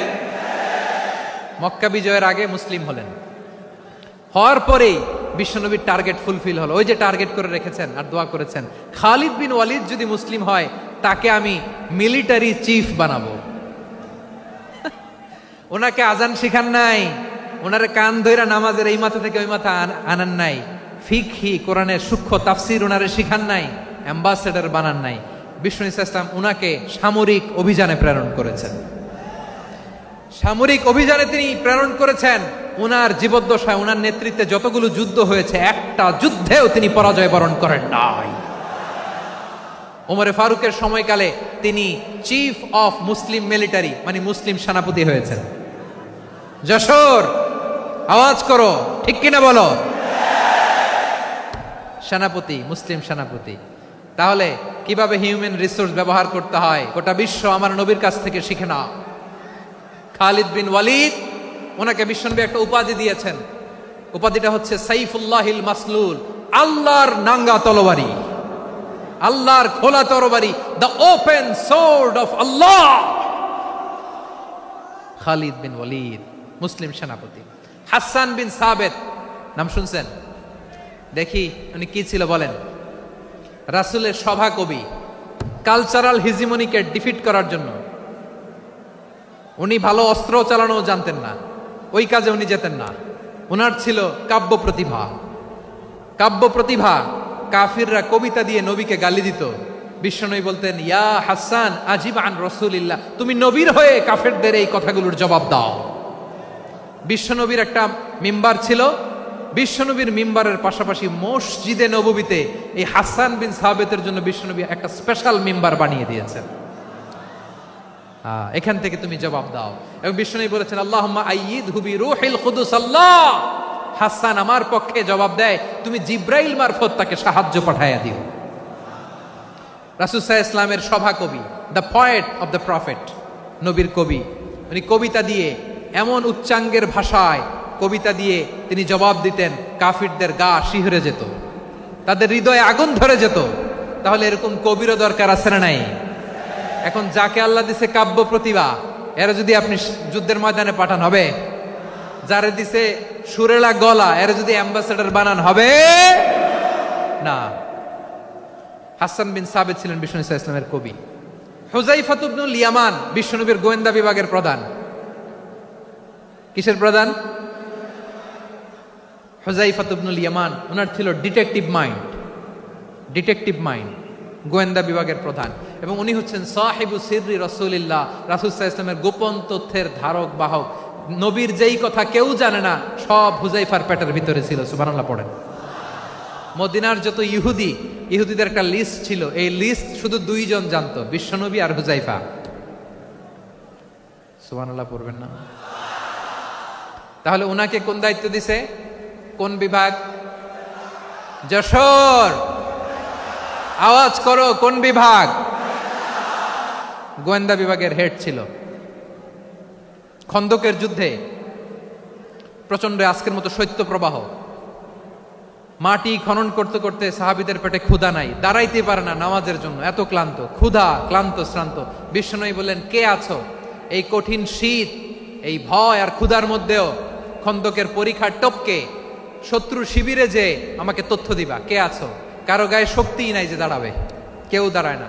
বিশ্বনবী তখন নিজে হুযায়ফাকে ডাক দিলেন, হুযায়ফা, যে আমাকে আজকে শত্রু শিবিরের তথ্য এনে দিবে, সে জান্নাতে আমার মোরাফাকা, আমার সঙ্গী হবে।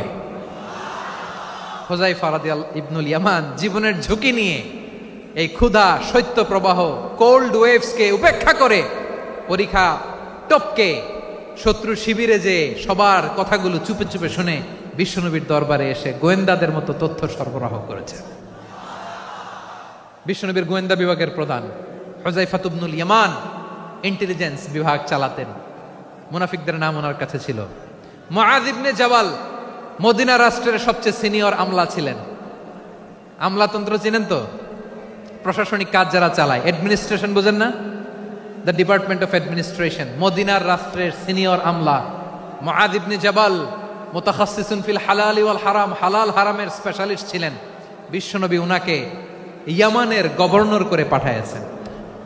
বলেছেন, ইন্নাকা তা'তি কওমান আহলা কিতাব, এমন গোষ্ঠীর কাছে যাবা এরা ইহুদি নাসারা, আগে শাহাদা পড়লে এরপরে নামাজের দাওয়াত দিও, নামাজ পড়লে যাকাতের দাওয়াত দিও। গভর্নরের অ্যাটিটিউড যেমন থাকে তেমন অ্যাটিটিউড ধরে রেখো। সুবহানাল্লাহ পড়েন। তাহলে মুআয ইবনে জাবালকে দিয়ে বিশ্বনবী কবিতা লেখায় নাই, চিঠি লেখায় নাই, আজান দেওয়ায় নাই। সুবহানাল্লাহ পড়বেন না? সব শেষ সাহাবী বলি আবু হুরায়রা রাদিয়াল্লাহু তাআলা আনহু, নাম শুনছেন? বিড়ালের বাবা। কি করতেন? খালি হাদিস মুখস্থ করতেন। উনি বলতেন, আলজামু রাসূলুল্লাহ আলা মিল ইবাতনি, আমার শুধু পেটের ক্ষুধার বন্দোবস্ত হইলে আমি নবীর সঙ্গ ছাড়তাম না। আমার আনসার সাহাবারা ক্ষেত খামারের কাজ করতো, আমার মুহাজির সাহাবারা ব্যবসা করতো, আর আমি নবীর সাথে সাথে থাকতাম। শুধু সকাল বিকাল দুই বেলা যদি আমার খাবারের বন্দোবস্ত হয়, আমি আর নবীর লক ছাড়ি না। সুবহানাল্লাহ কইবেন না? 5374টা হাদিস তিনি বর্ণনা করেছেন। সবচেয়ে বেশি হাদিস বর্ণনাকারী সাহাবী। হাদিস প্রিজার্ভেশনের কাজে বিশ্বনবী ওনাকে কাজে লাগিয়েছেন। উনি একদিন বলেন, ইয়া রাসূলুল্লাহ আসমাউ মিনকা কাসীরান ফালা আহফাজু, নবী অনেক কথা শুনি আমার মনে থাকে না। বিষ্ণু বললেন, তাই? উবসুত রিদাক, তোমার চাদরটা বিছাও। আবু হুরায়রা বিছালেন, বিশ্বনবী হাত বুলায় দিলেন, এরপরে অনেক হাদিস বর্ণনা করলেন। আবু হুরায়রা বলে, তারপর থেকে বিশ্বনবী যাই বর্ণনা করে আমি শুনি আর একটাও ভুলি না। এখন সুবহানাল্লাহ। বিশ্বনবী ওনাকে হাদিস প্রিজার্ভেশন, নবীর এই যে লক্ষ্য হাদিস প্রিজার্ভেশনের এই দায়িত্ব দিয়েছেন সাইয়েদনা আবু হুরায়রা রাদিয়াল্লাহু তাআলা আনহুকে। প্রিয় ভাইরা, তাহলে 10 জন সাহাবীর কথা যে বললাম, আপনারা কি খেয়াল করেছেন কত বড় ট্যালেন্ট হান্টার, চৌকস ট্যালেন্ট হান্টার ছিল আমার নবী। এক একজনের এক এক ট্যালেন্ট, এক এক কাজে অ্যাসাইন করেছেন, এক একজনকে এক এক দায়িত্ব দিয়েছেন, এক একজনের প্রতিভাকে এক একভাবে বিকশিত হওয়ার সুযোগ দিয়েছেন। আওয়াজ করে বলেন ঠিক কি না? এখন আমার পর্দার আড়ালে আমার মায়েরা বলবে, এতগুলো পুরুষ সাহাবীর কথা বললো, নারী সাহাবীরা কি কিছু করে নাই? হ্যাঁ, একজন নারী সাহাবীর কথা বলে মোনাজাত হবে, দোয়া ছাড়া কেউ যাব না। রুফাইদা আল আসলামিয়া রাদিয়াল্লাহু তাআলা আনহা, ওনার বাবার নাম সাআদ আল আসলামি। বিশ্বনবী কি খেয়াল করলেন দেখেন, সাআদ ছিল মদিনার বড় ডাক্তার। এই নারী সাহাবী রুফাইদা বাবার কাছ থেকে চিকিৎসা বিদ্যা শিখেছেন। যখন শিখছে বিশ্বনবী দেখলেন আমার তো প্রতি সপ্তাহে সপ্তাহে যুদ্ধে আহত সাহাবীদের সেবা দিবে কে? বিশ্বনবী রুফাইদাকে বললেন, রুফাইদা তুমি মসজিদে নববীর পাশে একটা মেডিকেল ক্যাম্প করো। এই যে সাকিনা আদ্দিন মেডিকেলের আমার ছাত্রী বন্ধুরা শুনে রাখো, তোমাদের আইকন হচ্ছে রুফাইদা আল আসলামিয়া। বিশ্বনবীর ডিরেকশন অনুযায়ী তিনি মসজিদে নববীর পাশে একটা মেডিকেল ক্যাম্প করলেন এবং আহত সাহাবাদের চিকিৎসা উনি ওনার টিম নিয়ে দিতেন। বিশ্বনবীর পরামর্শে উনি আনসারি এবং মুহাজির মহিলা সাহাবীদেরকে নিয়ে একটা স্পেশাল মেডিকেল টিম গঠন করলেন। খায়বার যুদ্ধে 7ম হিজরিতে যখন বিশ্বনবী যায়, উনি ওনার টিম নিয়ে আসলেন, বললেন, ইয়া রাসূলুল্লাহ, আমরা তো তলোয়ার চালাতে পারি না, আমরা তো তীর মারতে পারি না, আপনি যদি অনুমতি দেন খায়বার অভিযানে আমি আমার টিম নিয়ে মেডিকেল টিমের সেবাটা সার্ভিসটা দিতে চাই। পড়েন সুবহানাল্লাহ। বিশ্বনবী অনুমতি দিলেন, যোদ্ধা সাহাবীদের সাথে রুফাইদা আল আসলামিয়া উনিও মেডিকেল টিম নিয়ে অগ্রসর হলেন। খায়বারের প্রতিটা আহত ইনজুর্ড সাহাবী যারা ইনজুরির শিকার হয়েছেন সবাই রুফাইদা আল আসলামিয়ার এই মেডিকেল ক্যাম্প থেকে চিকিৎসা সহায়তা পেয়েছেন। সুবহানাল্লাহ পড়েন। দেখেন কিভাবে বিশ্বনবী ট্যালেন্ট বাছাই করতেন। আপনি অবাক হবেন, বাহরাইনের মেডিকেল ইউনিভার্সিটিতে রুফাইদা আল আসলামিয়া মেডিকেল প্রাইজ অ্যাওয়ার্ড প্রতি বছর দেয়া হয়। যদি আদ্দিনের এই মেডিকেল আমার বোনেরা যদি জেনে থাকো জানো, না হলে নতুন করে জানো, সার্চ দিও রুফাইদা আল আসলামিয়া মেডিকেল অ্যাওয়ার্ড বাহরাইনের ইউনিভার্সিটিতে দেয়া হয়। প্রিয় ভাইয়েরা, তাহলে আলোচনার সামারি আমরা করি। বিশ্বনবী যার যেখানে ট্যালেন্ট তাকে ওইখানে কাজে লাগাতেন। আওয়াজ করে বলেন ঠিক কিনা?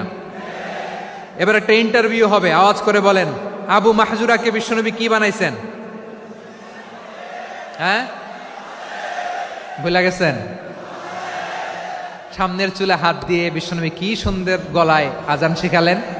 মুয়াজ্জিন। যায়েদ বিন সাবিতকে একাডেমিক প্রজেক্টের দায়িত্ব দিয়েছেন, তিনি ছিলেন বিশ্বনবীর দোভাষী ব্যক্তিগত সচিব। মুসআব ইবনে Umair the first ambassador of Islam. Abdullah ইবনে আব্বাস উম্মার বড় শিক্ষাবিদ মুফাসসির। আব্দুল্লাহ ইবনে মাসউদ ছিলেন জুরিস্ট। কি ছিলেন? জুরিস্ট ছিলেন, এই উম্মার সবচেয়ে বড় জুরিস্ট। খালিদ বিন ওয়ালিদ সেনাপ্রধান। হাসান বিন সাবিত ছিলেন বিশ্বনবীর সভাকবি। কি ছিলেন? বিশ্বনবীর সভাকবি ছিলেন। এরপরে হুযায়ফা ইবনুল ইয়ামান কি ছিলেন? গোয়েন্দা বিভাগের প্রধান। মুআয ইবনে জাবাল কি ছিলেন? সিনিয়র আমলা, ইয়ামানের গভর্নর। আবু হুরায়রা রাদিয়াল্লাহু তাআলা আনহু হাদিস প্রিজার্ভেশনের কাজ করেছেন। আর আমাদের রুফাইদা আল আসলামিয়া রাদিয়াল্লাহু তাআলা আনহা কি ছিলেন? নার্স ছিলেন। নার্স হয়ে মেডিকেল সেবা দিয়েছেন। প্রিয় ভাইয়েরা, পুরো আলোচনার যদি সামারি করি তাহলে বিশ্বনবী যেভাবে হিউম্যান রিসোর্সকে ম্যানেজ করেছেন, যার যেখানে প্রতিভা কাজে লাগিয়েছেন, আমরাও যদি করি আমাদের বাংলাদেশের চিত্র আমরা পাল্টে যেতে পারবো। আমরা শুরুতে শুনেছি মানুষের আছে অসীম সম্ভাবনা, প্রতিটা মানুষ অনন্য, যত্ন নিলে, যথাযথ পরিচর্যা করলে মানুষ বিশ্ব জয় করতে পারে। ঠিক কিনা? আমাদের হাফেজে কোরআনের সামনে দাঁড়াতে পারে এমন কোনো হাফেজে কোরআন আল্লাহর জমিনে জন্ম হয় নাই। গোটা বিশ্ব কাঁপিয়ে তারা সেরা। আমাদের ক্রিকেটাররা সেরা, আমাদের তৈরি পোশাক শিল্প সেরা। এরকম অনেক অনেক সেরা জিনিস আছে, আমরা এগুলোরে নার্চারিং করতে পারি নাই, পরিচর্যা করতে পারি নাই, সঠিক তারবিয়াতের অভাব। তাহলে মানুষের অসীম সম্ভাবনাকে কাজে লাগাতে হবে। ঠিক কিনা বলেন? ইউনুস গভর্নমেন্টকে আমি বলবো, অল্প সময়ের জন্য আপনারা এসেছেন, সংস্কারও করতে হবে, আবার নির্বাচনও করতে হবে। সব সংস্কার হতে করতে পারবেন না, যতটুকু পারবেন এর মধ্যে আমাদের যে হিউজ ম্যান পাওয়ার, আমাদের যে মানব সম্পদ, হিউম্যান রিসোর্স, এটাকে ডেভেলপ করে আপনাদের যেতে হবে। যেটা পারবেন না সেটাকে পরবর্তী নির্বাচিত গভর্নমেন্টের কাছে রেখে যেতে হবে, যে তারা যেন করে, তাদের কাছে আপনারা এটা রেখে যাবেন। তাহলে মানুষ চাইলে বিশ্ব জয় করতে পারে। আর মানুষকে হারাতে পারে কেউ? জোরে বলো যশোর, মানুষকে হারাতে পারে কেউ? আল্লাহ আমাদেরকে জনসংখ্যা দিয়েছেন প্রিয় ভাইয়েরা। এই জনসংখ্যা অনেক বড় সম্পদ, এটা আমাদের জন্য অভিশাপ নয়, আশীর্বাদ। আমাদের জনসংখ্যাকে যদি আমরা জনশক্তিতে রূপান্তর করতে পারি, আজকে বাংলাদেশ যে অবস্থানে দাঁড়িয়ে আছে, বাংলাদেশ তার 20 গুণ উন্নতির শিখরে চলে যাবে। চিল্লায় বলো ঠিক কিনা? আমাদের শ্রমিক ভাইয়েরা বাইরে কাজ করে, আমাদের শ্রমজীবী ভাইয়েরা, প্রবাসীরা, তাদের ব্যাপারে গুরুত্ব দিতে হবে। আমাদের শ্রমের দাম সবচেয়ে কম, সবচেয়ে কম। তারা এম্বাসিতে গুরুত্ব পায় না, এয়ারপোর্টে গুরুত্ব পায় না। এই সরকার অবশ্য তাদেরকে অনেক গুরুত্ব দিচ্ছে।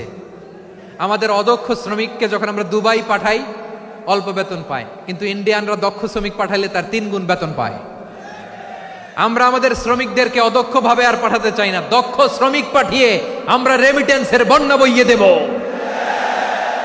আমাদের শ্রমিকদের পাঠানো রেমিটেন্সের টাকায় সচল থাকে আমার দেশের অর্থনীতির চাকা। তাদেরকে সবচেয়ে গুরুত্ব দিতে হবে। আমরা পেয়েছি ফ্রিডম ফাইটার, মুক্তিযোদ্ধা, আর আমার প্রবাসী ভাইরা হচ্ছে রেমিটেন্স ফাইটার। জোরে বলো ঠিক কিনা? তাহলে আমাদের এই জনশক্তিকে জনসম্পদে ট্রান্সফর্ম করতে হবে, ঠিক কিনা বলেন? সরকার জনগণকে এভাবে পলিশ করতে হবে। মা বাবারা ছেলে মেয়েদের মধ্যে কার কোন যোগ্যতা তাকে ওইভাবে কাজে লাগাতে হবে। সবার এ প্লাস পাওয়ার কোনো দরকার নাই। আমাদের দেশে একটা টেন্ডেন্সি আছে, পরীক্ষায় এ প্লাস না পাইলে কই তুই কি করলি, পাশের বাড়ির ছেলে এ প্লাস পাইছে, যা ওর পা ধোয়া পানি খা। কি খা?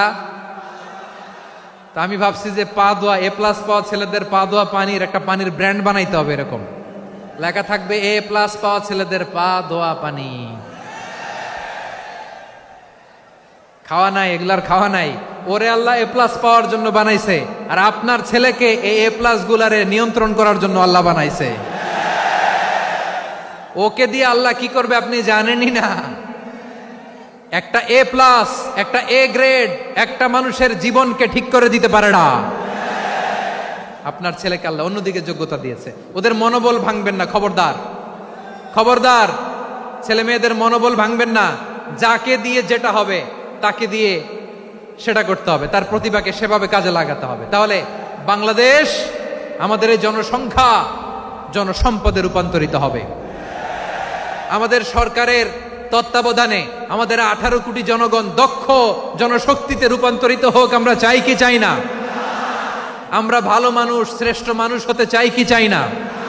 ওই জাপানিজদের মতো সৎ, ওই ইউরোপিয়ানদের মতো কালচার্ড। আমাদেরকে আল্লাহ তাআলা কোরআন সুন্নাহ অনেক কিছু দিয়েছেন। যেহেতু বর্তমানে আমরা দেখছি তারা সৎ, তাদের মধ্যে ভ্যালিউ আছে, সেগুলো আমাদের মধ্যে আনার দরকার আছে না নাই?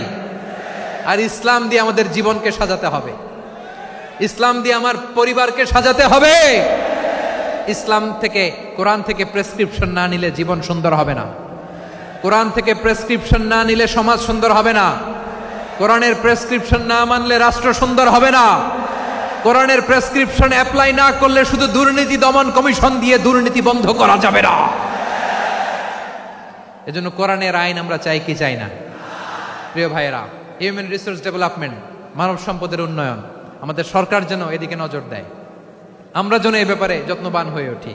যাকে আল্লাহ যে যোগ্যতা দিয়েছে, এই যোগ্যতা দিয়ে আমরা যেন ইসলামের জন্য, দেশের জন্য কাজ করি। আমরা যেন আমাদের স্কিল ডেভেলপ করি, আমাদের পটেনশিয়ালকে ডেভেলপ করি। মোরালিটি, ভ্যালিউজ নিয়ে শায়েখ আহমদুল্লাহ আলোচনা করেছেন। এগুলো দিয়ে যেন আমরা আমাদেরকে সাজাই।